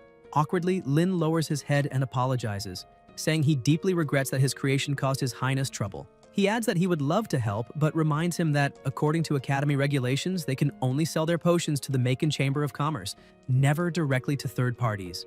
Dia's eyes widen in fury. She explodes, shouting at Lin and demanding to know if he really told the prince about selling their research results. She insists that exposing such information is an unforgivable mistake that could get them both expelled immediately. Stunned, Lin tries to defend himself, saying he told nothing, and that if anyone is at fault, it's the prince himself, who is clever enough to have deduced it all alone. List observes the quarrel, weighing it. He wonders whether Dia is truly this hot-tempered, or if the two are staging a performance to confuse him. His eyes shift to the door at the back, clearly marked, "Do not enter." The thought strikes him. If Lin was so eager to show him such trivial research on miasma, perhaps the real project is hidden in there. He strides toward the door, interrupting their fight, and says he never meant to bother them. He admits the Academy's rules are strict, but points out that if they ever need assistance or funding for future research, they can count on him. He uses the example of their new potion and, without hesitation, pushes the door open. Lin rushes after him, begging him to wait. Dia also shouts, demanding he stop and even offering priority access to the new potion as compensation. But List does not retreat. He continues forward and enters the laboratory, saying he only wants to see the workbench. His eyes scan the room, landing on scattered reports and bottles. As he reviews the notes, disappointment washes over him. Apparently, they really are only working on the miasma potion. And even the Polatigia lungfish, the main ingredient mentioned, sits right there on the table.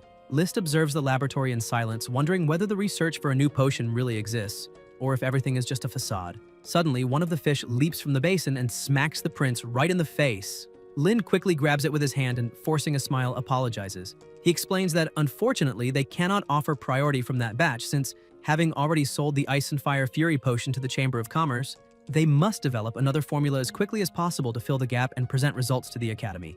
Dia agrees, reinforcing that it's true, and reminding him they cannot even guarantee the success of those experiments. So far, they have only prepared extra ingredients, just to have something to show in case of an unexpected inspection. The prince furrows his brow, a little irritated, but does not insist. He turns and remarks that it seems they have been working very hard, so he won't trouble them any further. However, he makes it clear that if they face difficulties in the future, they are welcome to seek him out. Lin and Dia smile and thank him, keeping their composure until List steps away and leaves the room. As soon as the door closes, Lin lets out a long sigh of relief, wondering if they truly managed to cover everything convincingly. Then he turns to Dia and thanks her, saying she was a great help. Still irritated, she folds her arms and demands that he explain in detail what is really going on.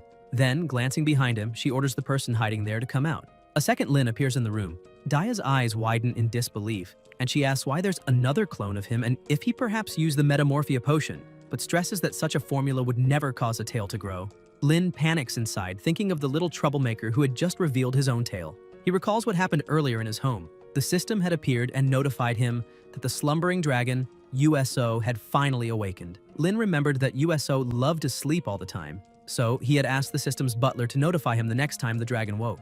During this growth period, USO had already reached level 2, acquiring the skills hypnosis, sorcery, and shapeshifting. The situation had been critical at the time, and the only solution Lin found was to use USO to clone himself and ask the butler to teleport him to the Potion Society to inform Dia. What he never imagined was that the little dragon would reveal himself so easily. Even more irritated, Dia stares at him firmly and says she trusted him in everything, whether about the Ice and Fire Fury potion or about hiding certain information from the prince. She steps closer, almost in a reproachful tone, saying she feels that Lin doesn't trust her as much as she trusts him. Lin tries to justify himself, insisting it isn't true, but deep down he admits he feels the weight of hiding the truth from her. At the same time, he thinks he has no choice. To humans, dragons have always been mortal enemies, hunted, killed, or exploited for their powers. To protect Yiya and USO, he cannot reveal to anyone that he has dragons at his side. As these thoughts swirl in his mind, little USO begins changing shape again, mumbling that he's very sleepy. Lin keeps reflecting in silence that he should never expose the existence of dragons. But USO simply returns to his original form and falls asleep right there.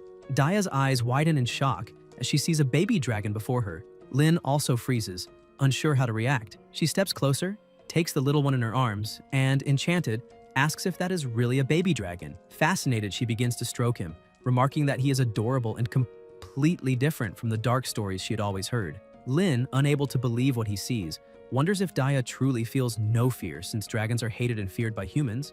Daya agrees that, for most, dragons are mortal enemies, but explains that not everyone thinks that way. She says she learned this from someone she deeply respects, her mentor, a traveling researcher devoted to seeking forbidden and forgotten knowledge. She recounts that once her master fell from a cliff east of the Rift Valley and, upon waking at the base, found an injured white dragon. Driven by curiosity and compassion, she chose only to treat it, but ended up forming a delicate bond of friendship. That bond, however, ended in tragedy. One day, when mages arrived to rescue her, they killed the little dragon without hesitation.